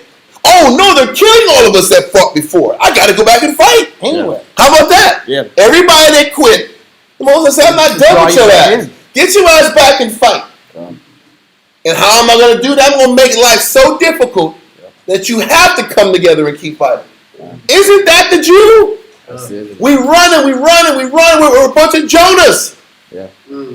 We run from battles and the Most High forces us to go back. The place you ran to was where the battle was. Isn't that us? The thing that you're most afraid of, guess what you're going to do? You will eventually have to face it. Yep. Or you will fizz out. Yep. We can sugarcoat it and say, don't worry about it. It's going to be okay. Just do good. You don't have to face your fears. Or you're going to face it. You don't have to fight your battles. That's not the truth. That's not Bible. That's not God. It's not. What do you think you're believing in? Or you could have faced it whole, but then you got stung, and now you got to face it with an injury or something. And you got to lose. And you got to lose. You got to lose all this stuff just to do what you were supposed to do in the first place. You out of spiritual shape. You got to be in this gross ass well just to sit back and fight your battle. Yeah. It wasn't like that Moby Dick show. You're in that damn. You're in this big old whale. You got all this space to breathe out. And you can sit back here. You can cut candles on in this damn whale. You ever see those stupid cartoons? Like, how did this guy cut on the? Where did he have a candle when this damn whale got it? Kept it on him. And how can you sit back? You walk around. You well, that don't even make sense. A real whale. You're in this nasty son of a gun's digestive system, right? You're getting mushed right. This is the worst thing ever, right? Let's get your mouth. You're seeing undigestible like. Creatures he's eating and you got bile in your body. You're like, it stinks like horrible. That's just damn well. And then you get spit out, and it's like you're slimed, and like Ghostbusters out. Yeah. Your whole body's all slimy. On the beach. Who does this come on the beach? Listen, that's how the Most High deals with you when you run from your battle. Am I right or wrong? We can see that. Say, man, Jonah was tripping, dog. He just went to Nineveh. Well, why don't you go to Nineveh? Why don't you go to your Nineveh? That's him. That's him. That's his battle. He was a prophet. Well, okay, he was a prophet. He was to fight his battle. Well, listen, you read the Bible too, right? Why don't you do your job? What am I trying to say? What you guys are facing in marriage is identical to what men in the work are having to give up. And one of the major concepts of serving the Most High with a willing heart is to take on all challenges. Are you going to take on the next challenge? Yeah. And then the next challenge? What makes Esau potent in his world? What makes him potent in his world? Because all he gives a damn about is conquering. Yeah. Listen, remember that senator? He said, we're going to go to Iowa. Pyaw! We're going to go to Carolina. Pyaw! We're going to Texas. Pyaw! Remember that guy? This guy was Vermont. Yeah, Vermont. Yeah. This guy was just turned up about all these states he's going to go to and win at. Whether it's that or whether Trump said we're going to get Greenland. It's like Edomite hit him up. Yeah. We're going to sit back here. We're going to take out Venezuela. We're going to Colombia. We're going to Cuba. We're going to Greenland.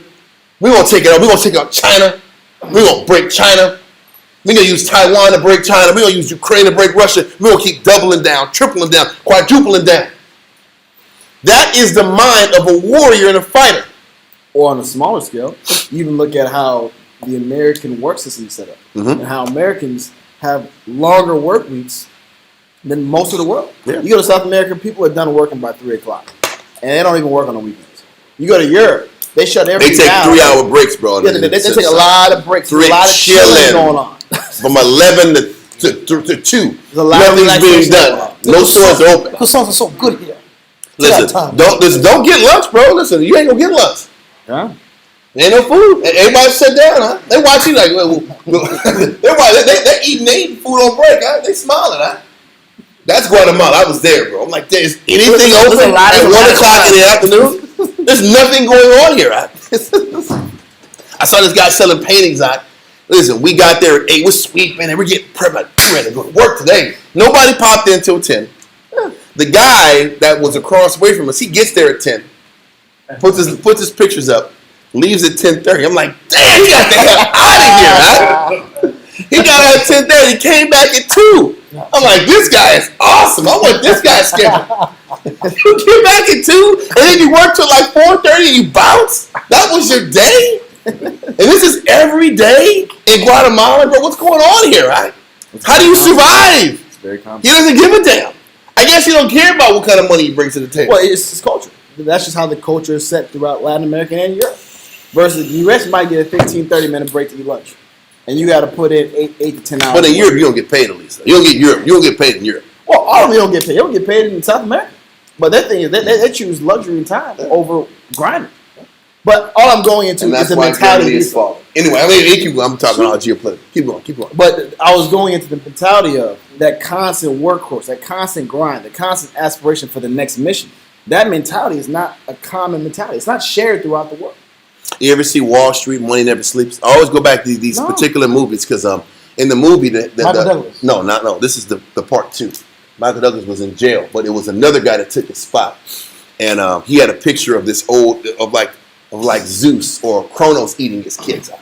Yeah. In the back of his house, in his den, it was a picture of like Kronos eating his babies because in Esau mythology, you got to be careful of your offspring. Yeah. Because they're threats. They're trying to take it from you.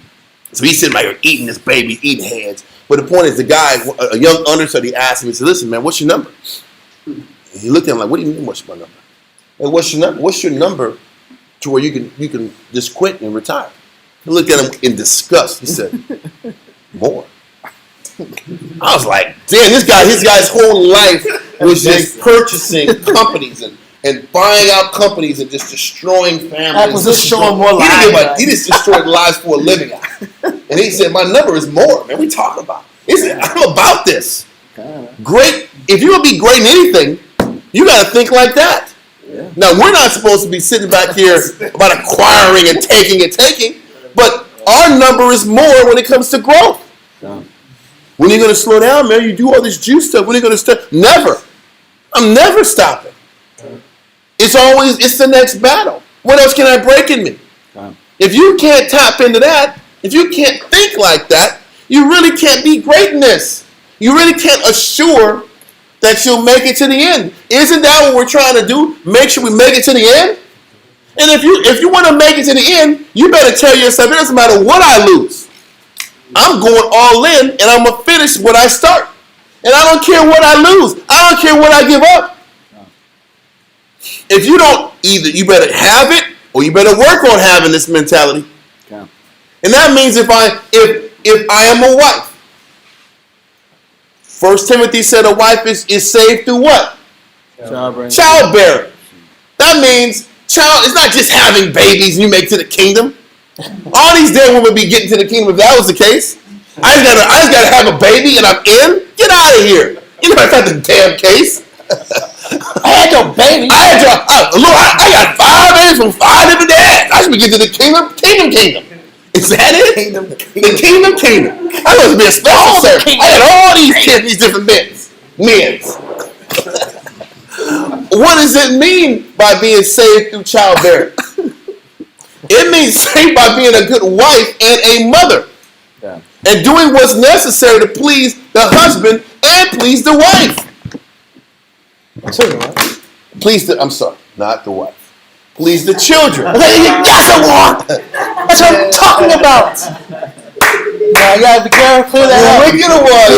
Well, yeah, somebody got to be that's what I'm talking about right there. No. Got him. Support these brothers. Clip that part right there. Support these brothers. Clear. You guys are bad guys. Listen to what he said. Listen, what are we trying to say?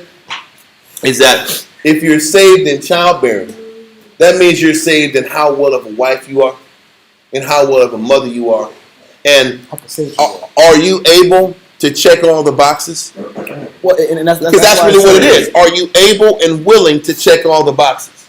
Yeah. And do what's necessary to please your husband in all the arenas he needs to be pleased in? And then have I checked the boxes of being the considerate and loving mother that I need to be?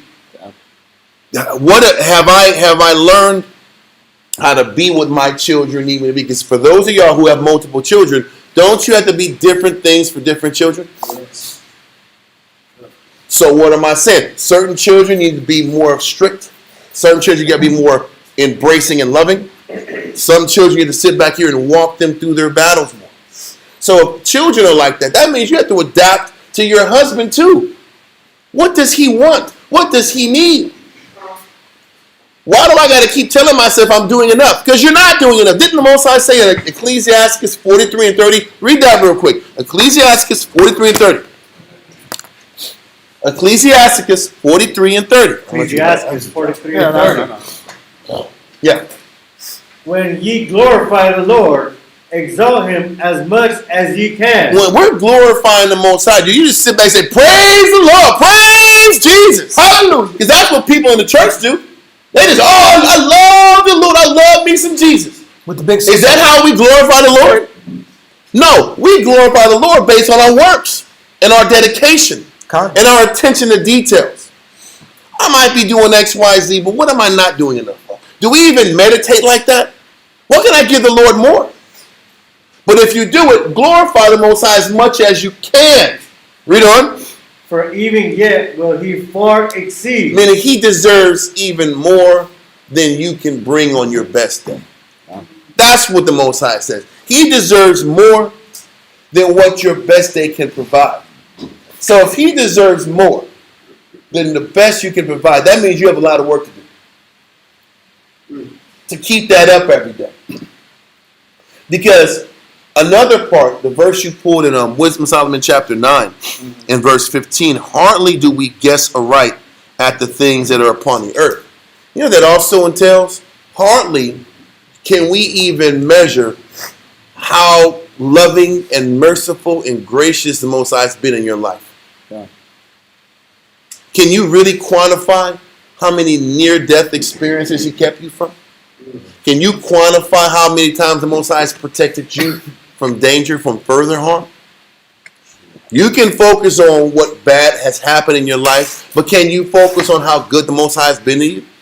How much you're in spiritual debt? how much you're in debt, how much he's been patient with you. If you don't begin to think like that, you can't even begin to have a relationship with him. Okay. So he's telling you, when you begin to glorify the Most High, even your best isn't enough to please the Most High and his expectations based off the good he's done for you. Read on in Ecclesiastes. And when ye exalt him, put forth all your strength. You're supposed to give the Most High all of your strength when it comes to pleasing the Most High, making the adjustments you need, whether it's for your husband, whether it's for the craft you made the decision to give yourself to. Yeah. Everybody in this building nobody held a gun to them to serve the Most High. Nobody said, bro, you can't leave this building, brother. Once you come in, and this ain't Hotel California. Yeah, lock the Where door. you come in and nobody can come out. This ain't Hotel California. You can leave and come and go as you wish. People can get the hell out of here if you want. Nobody's losing sleep. You can't leave. I'm going to say it again. Nobody's losing sleep if you want to bounce. We will chunk up the deuce and work with the people that want to be here. You know, this is how we look at things. If you want to leave, cool. When you come back, we'll smile and say, I'm glad you came back. But, hate to be cruel, if you leave, we're going to be like Ivan Drago. If he falls, he falls. That's it. Look, I don't really give a damn, Mike. Because now, you're out of the protection of the Father. You're on your own. You're off the grid. You're off the grid, so be the hell off the grid. And hopefully, whatever the Most High does with you, he does with you. And when you come back, cool, it's good to see you. Because there ain't no hard feelings. And that's how you have to be with all of your people. You love them. This is what the Most High kept talking about and explaining in Kings. When we got wicked, he said he turned his eyes from it. Yep. Now Israel was not on his periphery. He turned his face. So whatever the hell happened to you, it was on you. When you come back to the Most High, now you're back in the Most High's sights. Now I got my eyes on you. This is how you have to be with your people. It ain't personal, but if you want to sit back here and be badass out there. Feel it, experience it, and maybe if when you get stung, you'll appreciate the environment. It's really no hard feelings. Because our job, regardless of how we were treated, is when a person comes back, they get your best attention and they get your love. That's what we're commanded to do. We're commanded to forgive and have mercy. We're commanded to do it, but we're not no chumps. You're not going to sit back here, do what you want to do, act how you want to act. And we just got to sit back and take it. And you can spit on this work, spit on our beliefs, and disrespect your husband or the work. And we're, oh, it's okay. You're cleansed by the blood of the Lamb. No, bro. Good day, sir. Listen, you can go, figure it out. Go in your corner and come back when you're ready, we'll be there for you. Which is fair. That's fair. Like, brother said you came back and you're like, he can never. No, because brothers back in the day used to say that. That was said. No, we're not going to do that either. We're not going to placate you. Anyway, we went a bunch. But let's it's a cost finish Ecclesiastes and we'll come back to that. Yeah. And when ye exalt him, put forth all your strength, and be not weary, for ye can never go far enough. The Most High is telling you, you can never go far enough, so don't get tired of the idea that you got to keep changing. Because men and women, there's this thought that after I make certain amount of changes, then that's enough. That's a real question. And then you get weary in well-doing. You can never get weary of the idea that you got to keep changing. That's what the scripture is saying. You can't get tired or frustrated or stressed out about the reality that your life is based on a series of spiritual faults that you have to break in. What else are we supposed to be doing with our time on earth if our desire is to serve the Most High? Everybody wants to please God, or they say they do, but they don't really know what that means. If you want to please the Most High, then I should be living my life just breaking a series of issues that I know that's in me. Or somebody brings to my attention, my fears, my doubts, my pride, my ego, my selfishness, my selflessness has to get worked on. All these things, my negative outlook towards God. Mhm. These are the things I'm supposed to be working on while we're waiting for Christ to come back. I hear brothers say, oh man, when is Russia going to bomb the United States? Shit. Listen, I tell you this. When it comes, did you do enough? Yeah. That's the real question. Everybody wants the end of the Lord, end of the world. But what does Amos say? Woe to you that desires the day of the Lord. How is it going to end up for you? The question is, are you doing enough now? Have you made the necessary adjustments to get blessed? Because you know, nobody really knows, really. We just read in the Josephus that the Most High said, and such, let me see. He says, and were not wanting in diligence according to their ability. What made each of these Israelites get blessed is that depending on their ability, they were diligent to their capability. You know what nobody knows? In each and every one of us, what's your max? Do you know your max? Nobody, or a better question is, does anybody in here know how on point they have to be in order to get the kingdom? Nobody knows what the Most High is expecting in order for the Most High to say, well done, thy good and faithful servant. You're going to sit back here and make it. Nobody knows how many things and obstacles they have to fix inside of them to finally get that award. So if nobody knows how many things you have to change in yourself, don't you think it's prudent to keep living your entire life fixing as much as you can? Because what else can you do? If I don't know how much I need to fix to make it, the Most High does that on purpose. You know what we'll do? We'll do just enough to get to the kingdom, and we will coast. Now it's like, where is this device on the machine where I can sit back here and do cruise control?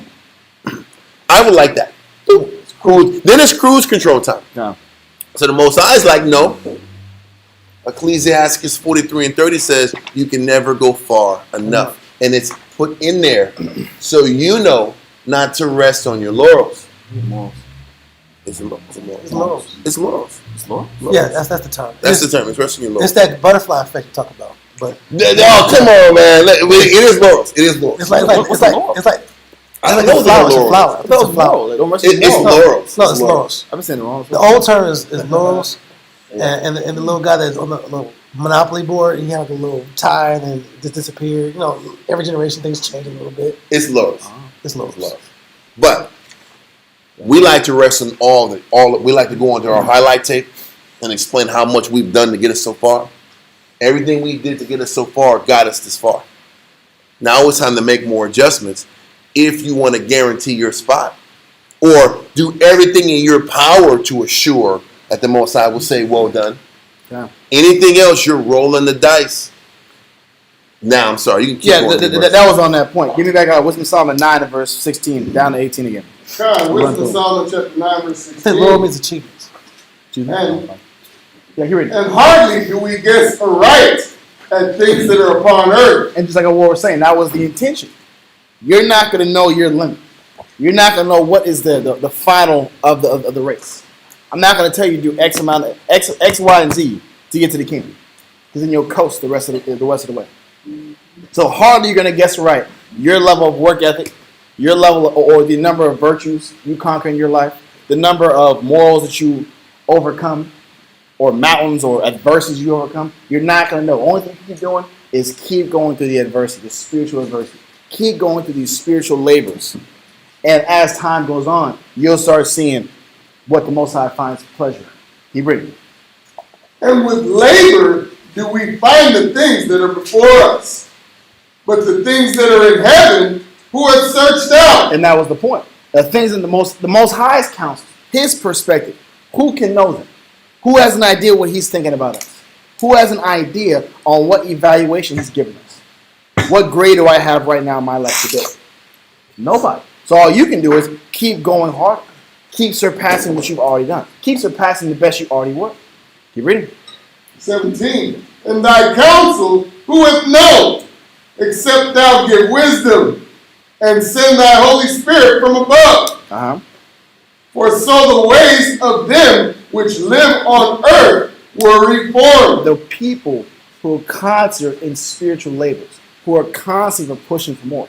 Those are the individuals, those ways, that way of life is how you get reformed in Christ. I only get informed in Christ by conquering more spiritual virtue, by purging out more negative of myself. This is how you know you're growing. This is how I know I'm going in the correct direction. And what else? Read on. And men were taught the things that are pleasing unto thee. Then I know what the Most High is pleased in with me. Now I understand what actions, what level of intensity do I need to live by to constantly maintain the sight and the intention from the Most High Christ.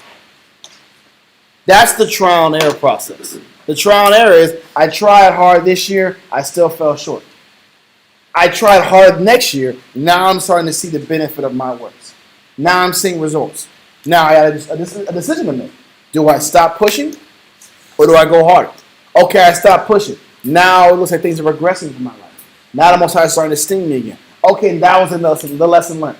That was now the wisdom. The wisdom is, once I got to a certain point of strength, once I conquered certain morals, and certain morals, not morals, but it's morals, right? It's morals. Yeah, like adversities. Okay.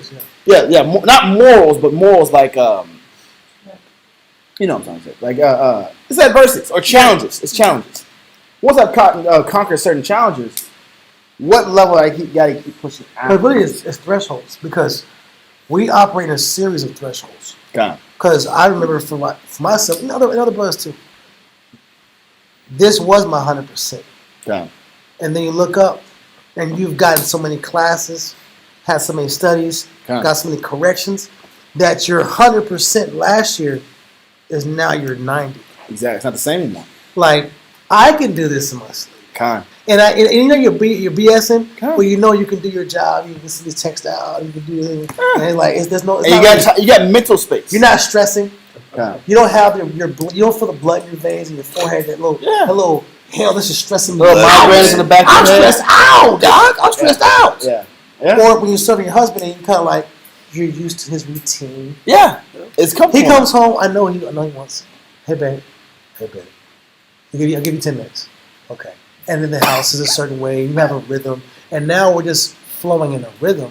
But what is the next degree of growth that will cause you to have those little stress, little stressful, little migraines? If you're not getting little migraines and little stressful things, and your hairline's like going back a little bit, like, oh my God. Your hairline is going God. That's a lot of stress.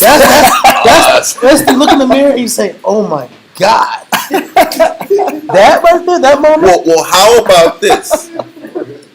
Nobody wants hairlines to go back. I'm not chasing that. But the question is this. Sometimes the stress level gets bad because people fight it. Resist it. Yeah, resist it. Listen, it's only stressful if you look at it as stress. Oh, hell yeah. Well, that's important. That's an important point. Now, the stress and that feeling of pressure is the indicator that it's time to change. Because I'll give it. I'm just bringing it clear. Thank you for helping. Don't sit back and say, "Listen, man, if you ain't losing your hair, dog, you ain't changing." I'm changing up. I made the changes. I made the changes. The headline's not like this. That means you're in the spirit. No. What I'm saying. I wear hats all the time. Shalom, man. I'm gonna be like Elijah. I'm gonna say more of this song. I ain't playing this game like this side. Listen, I'm gonna be Elijah. I'm gonna cut it off. Versus being like this side. That's crazy. I'm sorry. Let it go. What I'm saying, let it go. I'll be Elijah. It's not gonna happen. Listen, to be Charles Barkley. Listen, just to be clear, that's when you're going to work and you're dreading your life. You're dreading the customers because these are like strong, like rich people that you're poor and I don't want to talk to you, and you have to muster up the courage to talk to them. or you're going to your job and everything's heavier than it was last week. Why is everything so heavy, right? Or the day's longer than expected. You start to dread the day. You're still giving, but you have this inner resistance, and you're starting to struggle at the job. And you know what? You're doing well because you're starting to struggle, but can you give in and surrender to the Lord? So I just want to make sure and find the love. we're clear on this. Yeah. So the stress and the anxiety that you feel is the Spirit telling you is what? It's time to grow. That's all I'm saying. When the anxiety comes, when the stress comes, when the pressure comes, that's the Spirit saying, okay, the Most High won't give you anything you can't what? But now it's time to change. Now it's time to grow. But the issue is this. Once the Most High lets you know it's time to grow, how well do you handle it? Do you break? Do you start giving in to the pressure? Do you keep telling yourself you can't do it? This is unfair. How do you psychologically process it? Determines how quickly you get through the battle. But you have to be hardened, battle hardened enough to be able to recognize when you feel uncomfortable. That's the Most High pushing you. Because that's how the Most High pushes the men too. When you're uncomfortable, when you have to give more, when you get that pressure, that brothers are pushing that pressure to change. That pressure is letting you know it's time for you to fix you. It's time for you to add more virtues to you. Either you're going to choose to accept that when that pressure comes, that's the Most High talking to you to grow, or you're going to sit back and say, my husband doesn't love me. Nothing I ever do is good enough. My husband's cruel. He doesn't understand what I'm going through. Am I right or wrong? Isn't that what we do? But how about we're the Most High's woman too, and when the Most High puts pressure on us, we react the same way. This isn't fair. I see this brother go through this and I don't got to go through this. Why does he get away with this and I don't get away with it? I see a bunch of brothers do this, and they don't get checked. Why am I getting checked for this? Isn't that another way of saying it's not fair what I'm going through? We go through the exact same things you go through. Y'all just don't see it. And you have to trust that the Most High is developing the men and making them go through the same things that your husband is making you go through. This is how you have to trust that the Most High is in control of all this. And that when you are being pushed, you're being pushed, one, because you have the capability of producing more. You just tell yourself you don't. But it's no different. Have you ever been in the gym and you tell yourself, man, this is all as far as I can go? When the person's with you, you have more in the tank. How is it you have more in the tank? You can run further. You can lift more. When you have a quote-unquote battle buddy. It's the Spirit letting you know you can do more, but you are a servant to the limitations you set on yourself. We understand that in the gym or in the workout setting, but we don't understand that in the Spirit. When your husband tells you you can do more, you just go through this series of thoughts saying he just don't care. He doesn't care. He doesn't love me. He fell out of love with me. He doesn't care anymore. And all that "he don't love me" crap keeps you from seeing the real issue. The Most High wants you to change. And it's time for you to change, and your time is up. Fix what's inside of you. And use the sisters and the brothers, or the class, the environment, to get you there. Because when people are going through their battle, I rarely hear people say, how do I make these changes? I don't hear that. That's how I know a person is running from their battle. When I hear people complaining about why they have to change all the inequities, I hear about the inequities, what's not fair, but I never hear, man, what does it take for me to actually get better at getting up in the morning? What does it take to actually really please my husband? How do I fix my lack of a desire to change for my husband? I don't hear that. I hear about what's not fair. I hear about how this brother or pretty much the brother or the husband doesn't consider all the good I bring to the table. And ultimately, bringing it back to the topic was what actually the thinking and the mentality that we brought to the table to actually be acknowledged by the Most High. And it was a willing heart. One of the reasons we fell in Exodus was after we had a willing heart for a short period of time, we stopped having a willing heart. And we started complaining, right or wrong. We fell apart, not because we had the willing heart in giving for the tabernacle. Is that we lost that willing heart and we started complaining because we gave for this period of time, and how come that wasn't enough?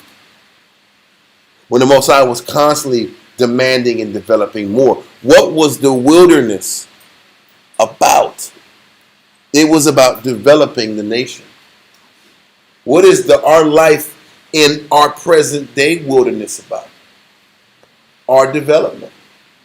And all the things he has us go through is meant to develop our spirit. The more we develop our spirit through the sacrifices that wives have to do for their husbands, the sacrifices men have to do for the body, those works are what determines our capability to get to the kingdom. What else can you give the Most High but lose your time and your life to please him? What else can you give? Do you think it's just money? Do you think it's just coming to class 2 or 3 days a week? Do you really think it's that easy? Is anything in life that easy? Seriously, is anything in life just about showing up and giving half-ass effort and good things happen to you? Nope. Nothing in life gives you that. That's one thing that, if you look at it, this might be controversial, but this is the number Esau did to us. Not that we don't deserve our 40 acres and a mule, because we do. But bro, what did you think welfare did to us? What do you think living off of handouts did for us? It made us think that we don't have to work for nothing. It partially made us think you can just sit back here, just show up, and you're just supposed to be bequeathed all these benefits. Yeah. Have some kids. Without having to work hard and dedicate to get something. That might be controversial, it might be more thumbs down, but it's true. It broke our capacity To fight. to achieve. To fight. And that's how you and the understanding that I gotta break myself to get what I want. It broke the soul of the people. That's the point. By giving gifts, by just giving stamps, giving Section 8 housing. A gift to what's store the at the heart. incentive to fight your battle? Yeah. What's the incentive to break, to understand what life is really about? Life is about overcoming you. I had to get off my tail and fight me to get anything. That's what our people had in the early 1900s when we had our own businesses. We had our own businesses. We were self-sustaining, and we understood what hard work really looked like, what dedication and commitment really was. And all of a sudden, we were given a bunch of handouts, and now we're crying about change whenever we got to change. And stop taking pride in what we give. And we stopped taking pride in the process of growth. What does it take to get from point A to Z? Most of us don't know that. Especially this young generation don't know what it means to start and finish something. Am I lying? This generation is all about convenience and ease. And what's the easiest way to get what I want? The microwave. We're lazy. And it's not just us. It's this whole society. But it's still, this society teaches us to be anti-Christ. Because we don't even understand what dedication looks like. So when we're teaching these concepts, it's like foreign to us. I got to sacrifice every day of my life to sustain myself? What do you think these people were doing to eat every day? What do you think Israel in the wilderness had to do? They had to go out here and hunt. They had to fish. And if you sucked at fishing, guess what? Your family died and they starved. If you sucked at hunting, your family died or your family starved. So, what do you think that did to you? I'm going to get me some goddamn fish today. I'm going to sit back here. That animal's dead. I don't give a damn. I'm getting it. I'm going to fight every day. I can't go on ribs every day. Just make some more of that shoe soup, right? Shoe soup, potato soup. Damn, Dad, soup again? I can't have any meat, Dad? It's hard out there, Junior, shut up.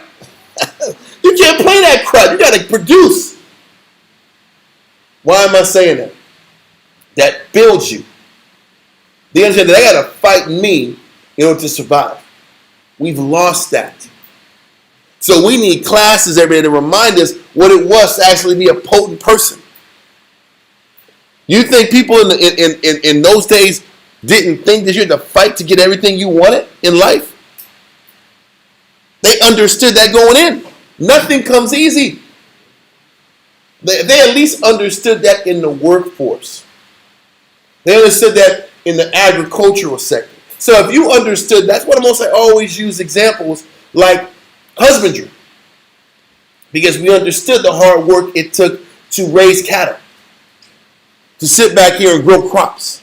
So you most likely could correlate the work it takes in husbandry and crop growing to battling in the spirit.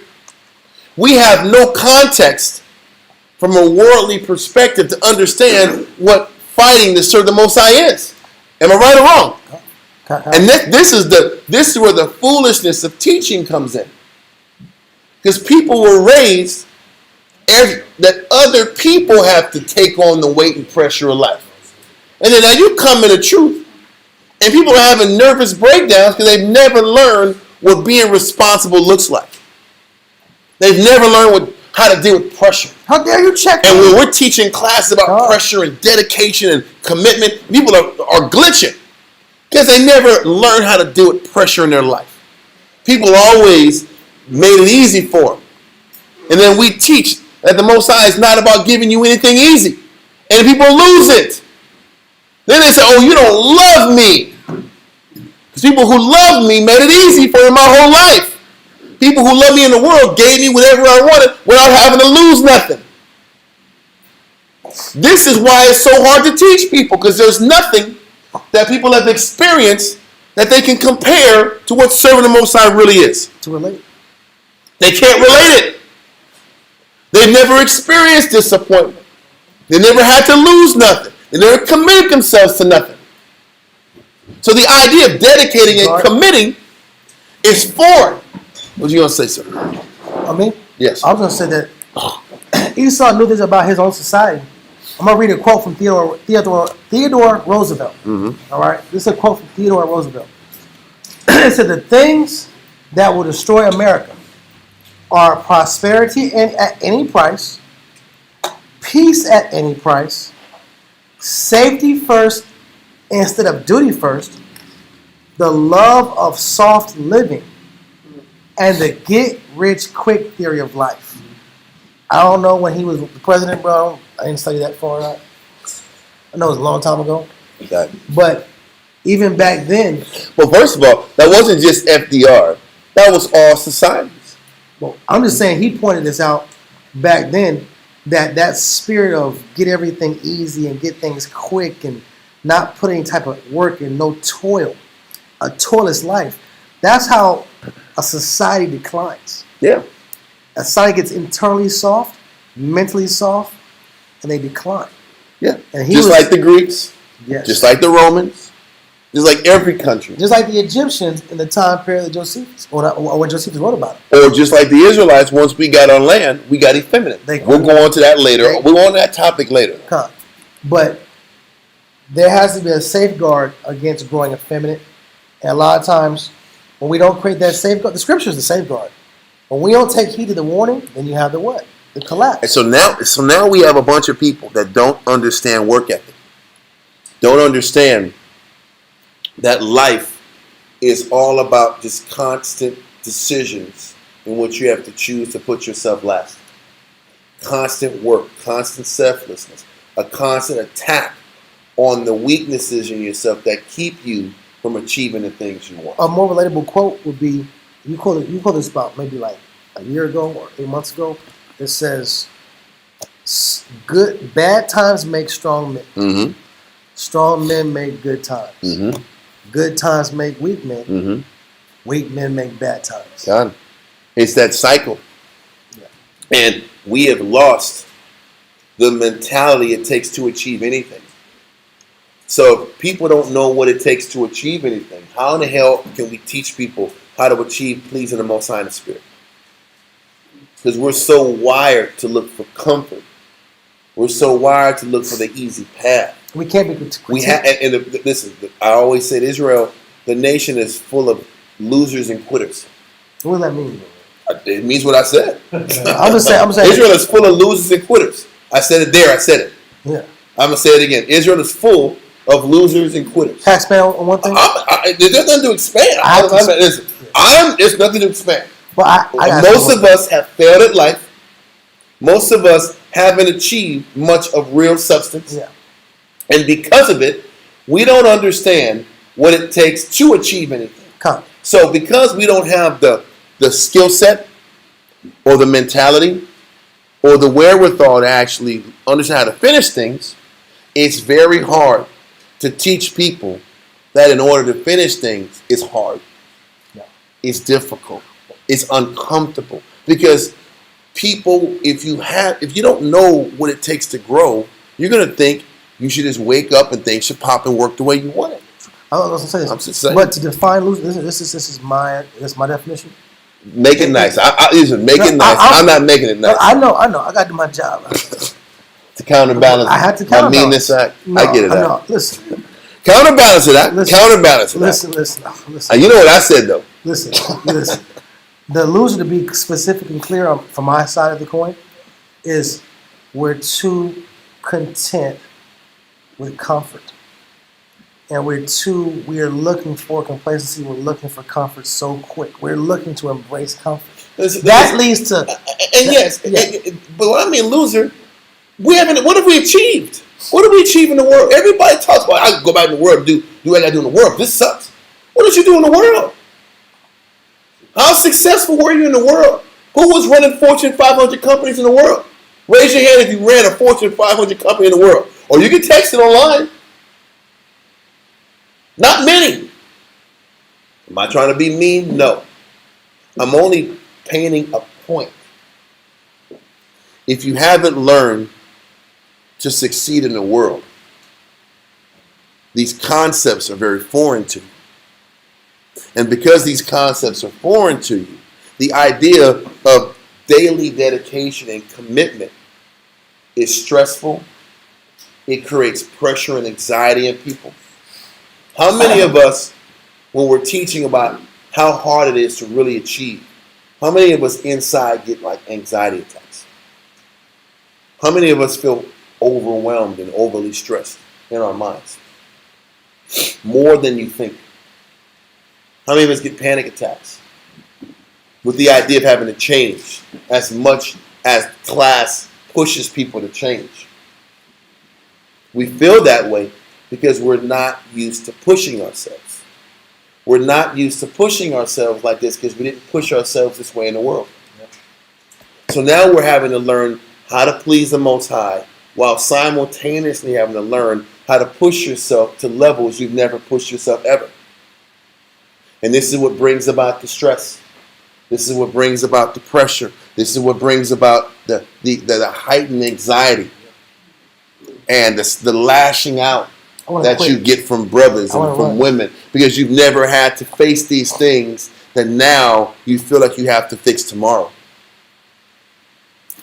But we have to keep teaching it at this rate and at this pressure so you can learn to acclimate and train yourself to say, hey, you know what? I can do this.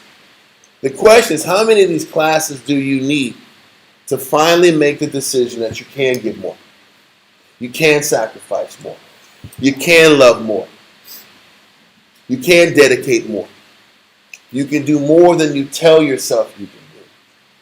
When the Most High in Ecclesiastes 43 says you can never go far enough, do you believe it? Do you believe there's more you can bring to the table? Do you believe you can be a better wife? Do you believe, you know what, you don't have to just be a worker? You know how many times brothers say, man, all I feel like I do is just work every day. Well, why don't you do more than work? That's what I don't get. Let's not lie. You ain't working 24 hours a day. So the question is, when you want to sit back here and do your little knickknacks, whatever the hell you want to do, instead of it being Miller time, why isn't it Bible time? It's always Miller time. That commercial never pops up. Listen, why don't it be Bible time? Study time. Yeah. Take notes time. Reread your notes time. How many of us reread out all these 900 classes? And yeah, exactly. There's a lot of classes to reread. How come we don't do it? It's too much information. Oh, okay, there we go. Too We'd much. rather just be church Jews. Let's wait for the next segment. If Jews better sit back here. We might as well get Israel with the fans. Yeah, preach, preach, preach. Preach this word. And just get high off of class today. And use that high to get to Wednesday. And then take the high Sam Shawan gives you and take it to Friday. And then get high on Friday with Dalia's information out. And just live off the Bible highs. Versus making the information yours. We've seen that. Because that's what it actually takes to become more than just a worker. Because that's what Israel does. We operate like workers and church people and then get mad that all I am is a worker. Then what are you doing to be more than just a worker? You still got to give more. Spiritual ambition. But the idea is we tell ourselves we're doing all we can. So then don't get mad when you're just being a worker if you tell yourself all I need to do is work. Yes, sir? Well, if we're all of that, how did we get here? Certainly, there's people here that, sure, we go through hard times. Mm-hmm. But we're here for a reason. Okay. We've made a conscious choice to be here. Okay. I think that everybody gives their harvest. I don't think so. I don't think so. That was because let me change that. You're right. That's the wrong way to put that. But harder than out there. Yes. Yeah. Okay. That's exactamundo. I agree. Yeah. Yes. But all I'm saying is this: we do. Right. But the Most High wants what? The Most High wants what? He wants usury. And all I'm saying is, for what we've given, that is superior to what we've given in the past. Right. The $1 million question is this. Some of us want more. We say we want more. Some of us say that all I'm doing is working. And all I do is work. My answer is to the person who feels that all we do is work. That's because that's all brothers want to bring to the table. There is plenty of time to study.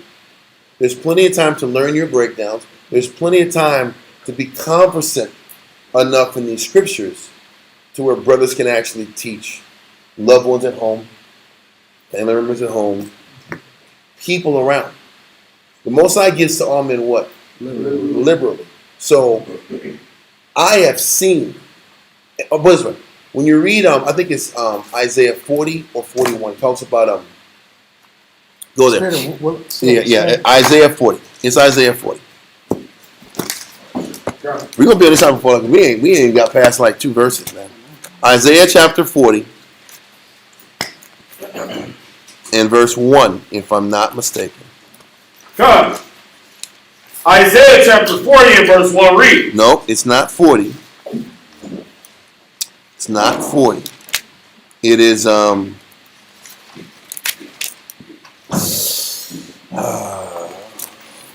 Spirit, maybe it's 60. Spirit of the Lord. It says Spirit of the Lord.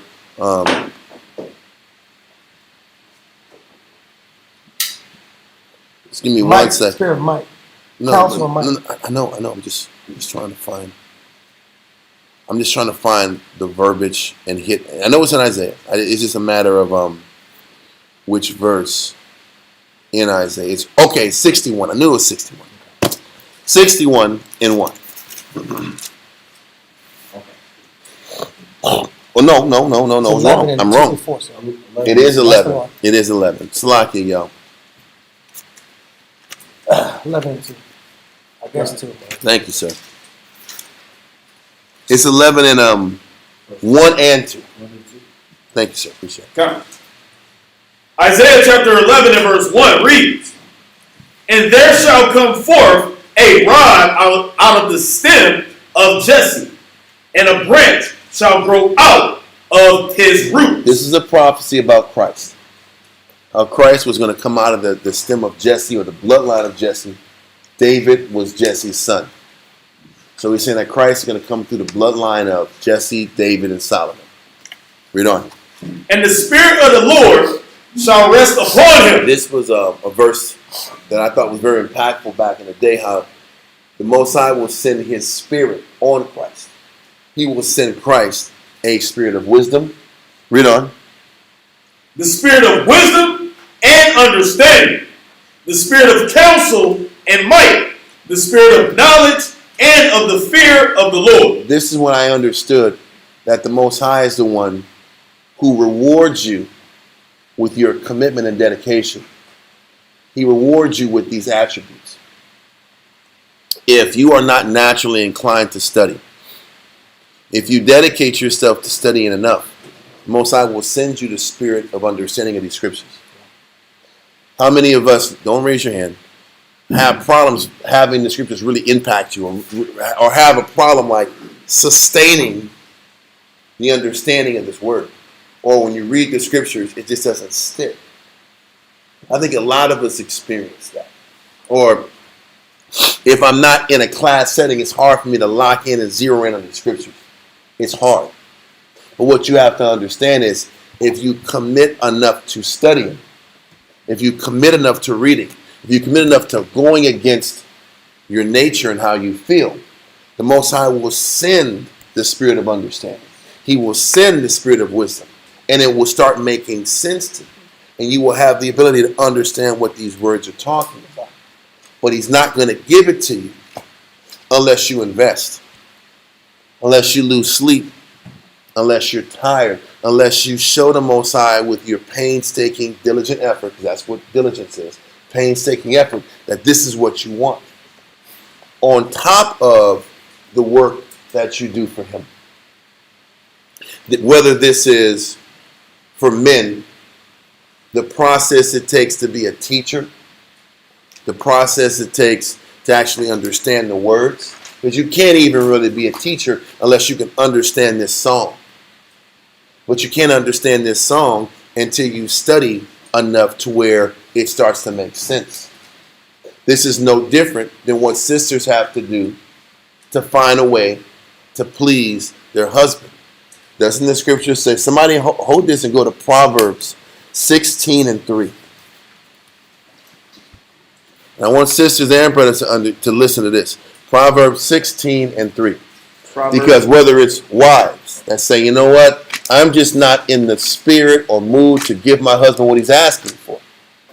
Or if it's men that are just saying, I don't know what it's going to take for me to understand these scriptures. It's not hitting me the way it hits other people. Or sisters, I don't have it in me to give him what he's asking for. It's not naturally coming out.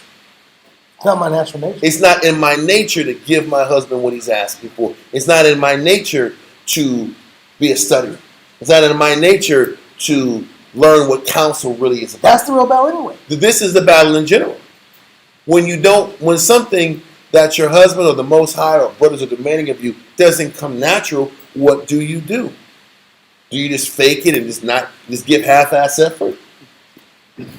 That's what brothers do. They'll sit back. We'll sit back and be writing about study. What is a study for 5-10 minutes? I tried. Oh, man. They'll study for 20 minutes, and they're in and out. They're in and out of consciousness because they're sleeping. If you're sitting back here and you're battling the sleep monster out and you're doing this, you got spittle on your damn Bible out. Listen, you're going to have to study past that. If you're not going to get any understanding. So, what does the Most High say? Whether it's men or women, where the Most High is demanding them to give more than what they are accustomed to, or give in an arena where they're not comfortable in giving. Read on. Proverbs 16, verse 3. Commit thy works unto the Lord, and thy thoughts shall be established. You have to do it every day until you like it. You have to do it every day until you're accustomed to it. If you're not comfortable with studying, you got to study every damn day until you love the hell out of studying. How many people do that? Very few. How many sisters in arenas that their husband needs them to be in, how many of them commit themselves in the arena that's not natural to them until they learn to love it? Nobody. But then you wonder why the Most High don't bless you. Why the Most High looks at you and say, hey, you know, if you just want to be a worker, then you have to be a worker. I'm not. But then you'll be unfulfilled that you're just a worker. That's the same. I just feel like a worker. I don't feel like I'm getting anything else out of this work. Well, what are you doing to feel like you're actually benefiting from this work more than just being a worker? What are you committing yourself to? Have you committed your works in other arenas to be more than just a worker person? Beyond your wheelhouse. Have you sat back as sisters? Have you done more than just be a paycheck? Have you committed your works to being more than that? Then don't get mad if you just look at being a paycheck. Or you just want to be physical and not produce anything else. Then that's all you're going to be. Then don't get mad that that's all you're going to be. Well, I'm confused because I thought that's what we're supposed to be. We're supposed to abound. We're supposed to abound in His word. I thought from what you were saying, we're not supposed to expect that we're going to get anything more. We're supposed to abound in good works. Right. That's what this is about. And all This, the fruit but don't forget, what are we supposed to be growing in? The fruits of the Spirit. right. So that's what we should be fighting toward. That's never it. So if I'm doing extra work, I'm doing extra work so I can bring more things to the table for God. Right. So if I am supposed to be tapping in and fueling the fruits of the Spirit, I'm supposed to be abounding in joy, long-suffering, patience, mercy, discipline, humility. This is what I should be working towards. So that's what I'm committing my works to the Lord. I'm committing my works so I'm not just a worker, now I can teach. Not just a teacher, now I'm a counselor. Not just a counselor, but maybe I will be a person that teaches on the mic. What are the goals? Are there any other goals that I'm trying to become besides just a worker? Because people end up being upset and depressed because they're just a worker and all their life is just working. And then first of all, there's nothing wrong with that. But if you want more, there's plenty more there. Initially, come at this one point, we see it and we're clear when it comes to the athletic arena.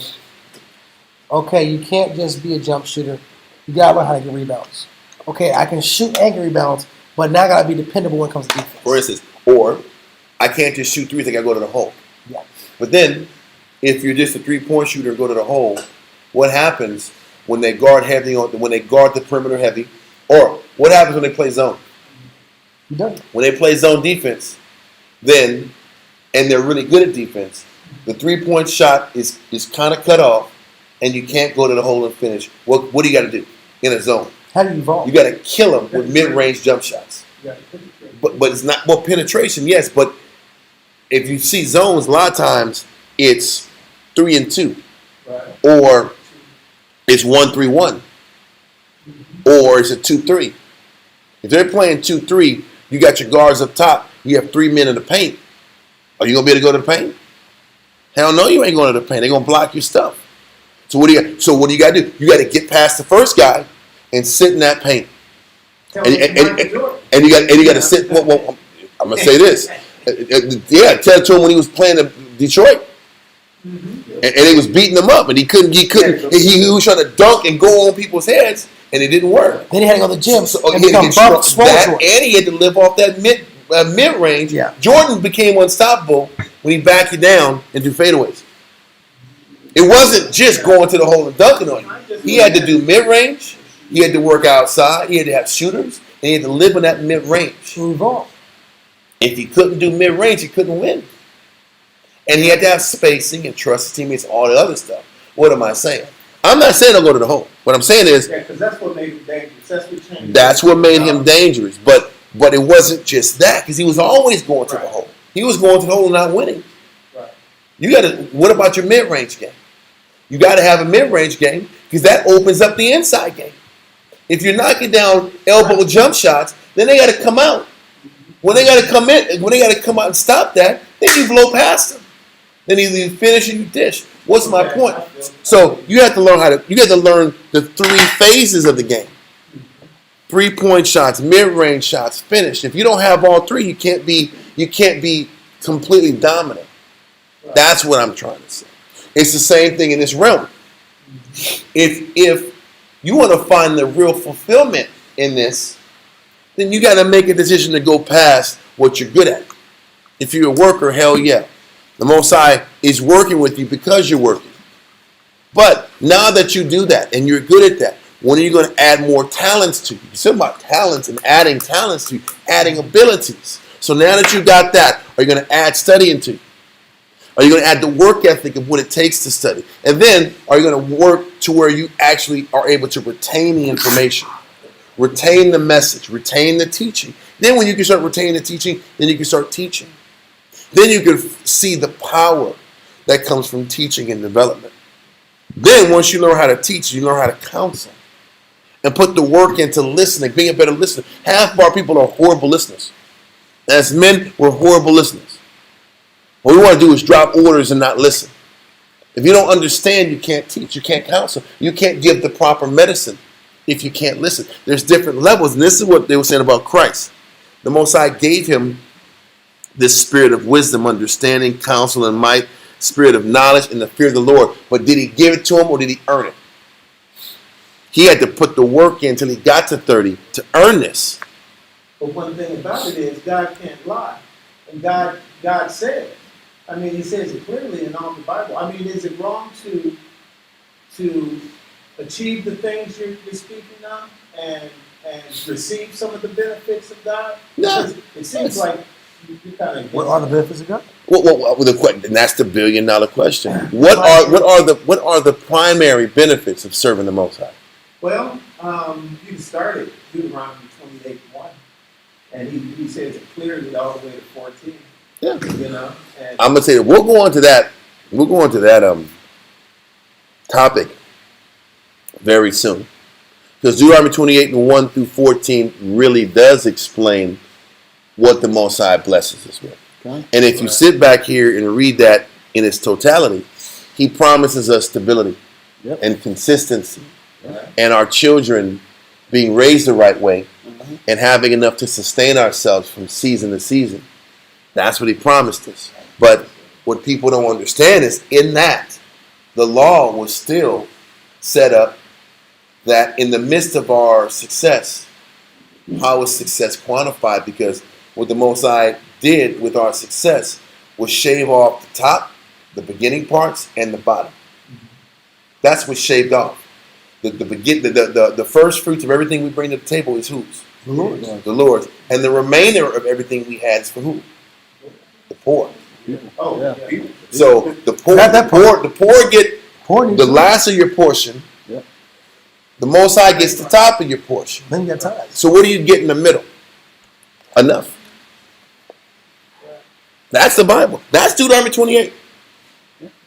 In a nutshell. On the good side, the blessing is you're able to raise your children, develop your children. You're free from wars. You're free from death. You're free from you dying and some heathens taking your woman. That's what you're blessed with. Diseases. But he didn't. He said, but you still got to work every day, grind, commit. Amen. But don't forget. All I'm saying is that was what He promised us. What we should be shooting for are the fruits of the Spirit. Right. What we should be shooting for, because Christ promised us are what? Daily bread. He promised us that He'd give us enough to sustain ourselves. But once again, the $1 billion debatable question is, what is the Most High's version of daily bread? And what's our version of daily bread? And that's a different topic. Is what I'm trying to explain in this scenario. Is about how the Most High sends us the spirit of knowledge and wisdom. He gives us the spirit of counsel.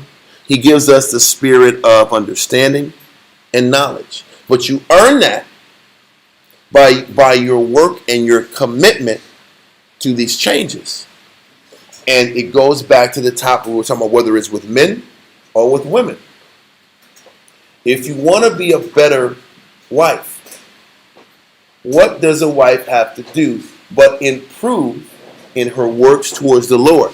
Because when your works improve, when you do the thing that you're not comfortable doing enough, it all of a sudden becomes easier to do. For us, there's always this paralysis by what? Analysis. You do all this thinking, you tell yourself why you can't do it. What you You can't do. overthink, whether it's with studying. Brothers will overthink the spirit of studying. You got to have everything right. You got to have your snacks in front of you, your And the little incense drinks, and your apple drink. All these things got to be perfect for you to study. And if things aren't perfect to study, you can't study. Right? It's the same thing with wives serving their husbands. Everything has to be perfect to serve your husband. The problem is, the ones who are successful in breaking themselves just serve. If I want to sit back here and break the demon of studying, just get off your butt, get out of your room, open the Bible and read. Why make it anything deeper than that? And then read every day until it starts to stick. And tell yourself, I don't give a damn what I'm doing, I'm going to study and read this Bible until I learn it. Until it starts to make sense to it. And you do it long enough, then it starts to stick. Same thing with note-taking. Same thing with counseling. Whatever you do, just stop thinking and just do the work every day. And all of a sudden, you'll start liking it. People have this misconception that you have to like something to do it. You're supposed to do it until you like it. You're supposed to make the adjustments, and then the more you invest into making the adjustments, you'll like it because you do it enough. How about that? We want to sit back and love, be in the mood to do whatever I got to do. I want to study today. I'm going to study because I want to do it. That's not how you grow. You study because you got to study, and you're supposed to study, and you do it enough till you love it. You serve your husband in the way he wants to be served, and do it until you learn to love it. You commit, then you love. You dedicate, then you find happiness in it. People don't want to do a damn thing unless they want to do it, unless they feel all warm and fuzzy about doing it. That's not how you change. That's not how you grow. That's not how you add talents to yourself. Do it the right way, and then you learn to love it. You think I woke up again with you? I just love selling me some oil. Hell yeah, I'm going to sell the hell out of this oil for 15, 20 years of my life. You think that's how it works? It ain't. I was a little shy little boy from LA. Shy little boy from Los Angeles, California. Didn't like talking to no people. I was sure shy. I didn't like talking to nobody. You know what? It was at the camp. Once you're so old, then get off your butt, walk down your neighborhood street and sell oil. Walk down your block with a backpack and stinky oils and make this shit shake. And go hit every store because the camp needs it. You think I was like, oh, hell yeah, I like doing this anyway. I've sold oils in the world in the past. No, you just do it because it's a need. And you do it until you learn to love it. You don't think yourself into doing it, into loving it. You do it and you learn how to make it. You develop a passion because you do it every day. That is the secret to changing and growing and evolving in the spirit. Brothers know I'm not some 10 to 2 man guy. I got to lift boxes. What? I was used to doing this oil thing. Now I got to sit back here and learn how to load a truck. What the hell is this? Now some guys can do that. It's like Chinese arithmetic for me. I'm sitting back, okay, what about where's this box go? But it's not. But then the brothers train me. It's got to be this kind of a box. What if it's not this kind of box? What do I do? All these boxes. Then brothers somebody said, listen, man, I got it. I'm like, okay. You do it. I don't know what I'm doing. I don't know what they. But other people, they can do it. It's natural. But throw their ass in the mall. Oh, what's wrong with these customers? They're just so mean. No one wants to stop. Everybody says no. The only way to do it is go out there and get rejected every day and fight. How about that? And you better learn to love those no's. How about that? No. Oh, thank God. Next person. Just give more spirit. Listen, and you just keep telling no. With Shashawan, and I learned from him is that he didn't get motivated like hardcore until they told him no. He said once they tell you no, that's when the sale begins. And I'm gonna say this: that's no different than the switch comment when we get thumbs down. Yeah. Now that's the code. Now I gotta teach more. I gotta keep hitting this topic because people no like it. And we're gonna keep digging it. We're gonna keep being. We're gonna talk about this topic because you don't like it. It's the same concept. What am I trying to say? Take this into your individual lives And expand. in the arena that Most High is pushing you to. If you don't like it, if you're not comfortable, do it until you're comfortable. That's how you grow. It's the Most High said the simplicity that's in Christ. It don't get more simple than that. Don't go through the motions. Give as much as you can, as long as you can, until you learn to love what you don't like. That's how you grow in the Spirit. And this is an element or an aspect of giving freely, or giving with an open heart, or what was it said in Willing heart. A willing heart. That's what this is about. That's how you have a willing heart. Not to let anything that you're not comfortable in keep you from growing. And not let your aversion and apprehension stop you. Stop thinking and just stop thinking and just do. Yeah. Stop thinking and just serve. The service is about not thinking. Stop overthinking. Do what you're told and live with the results and do it until you're happy. Every man in the building say, hell yeah, that's what they're supposed to do. Serve. Support them brothers. There you go. Like and subscribe. Like and subscribe to brothers. Like and subscribe. But nobody wants to see it about themselves. Come on. It's the same thing with you. Are you going to sit back and stop thinking and just serve and do what you're asked for until you love it? That's what growth looks like. Right.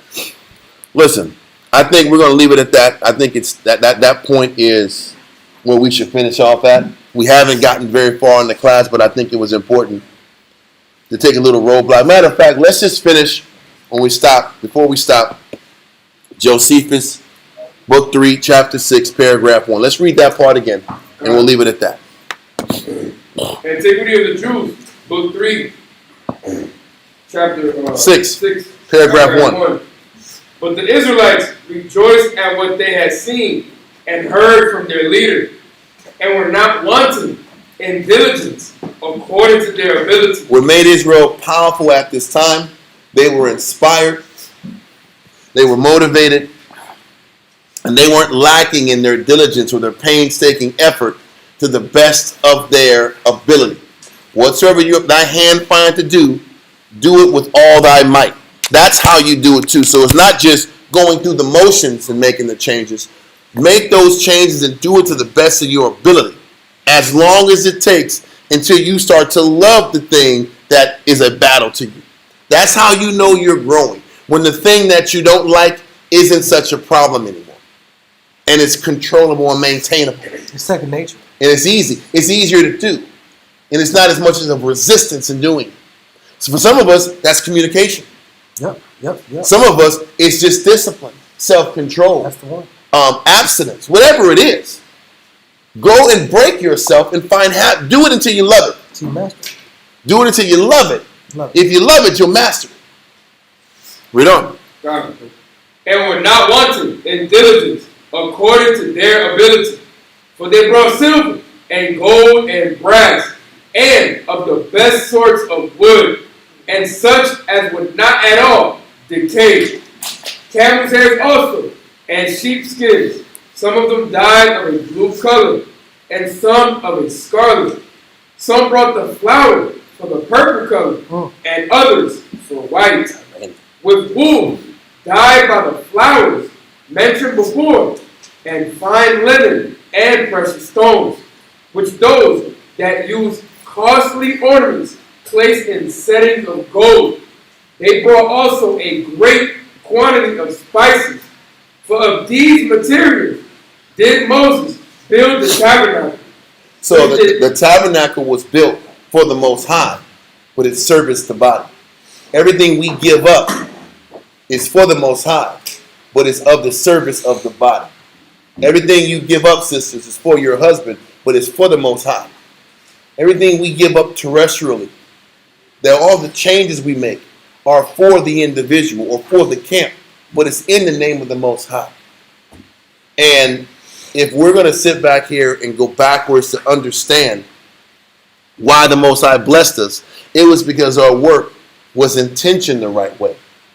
But we have to take that good intention that we all came together to build this school, understand what it took to get blessed, and mimic that in our own personal lives, whether it's with our husbands, with brothers, with how we deal with one another, so we can continue to grow and build in other phases of our life. Are there any questions? With that, we're going to shut it down. Israel, at the water for tuning in. See y'all on Wednesday with Sham Shawan, all right? The water and Shalom.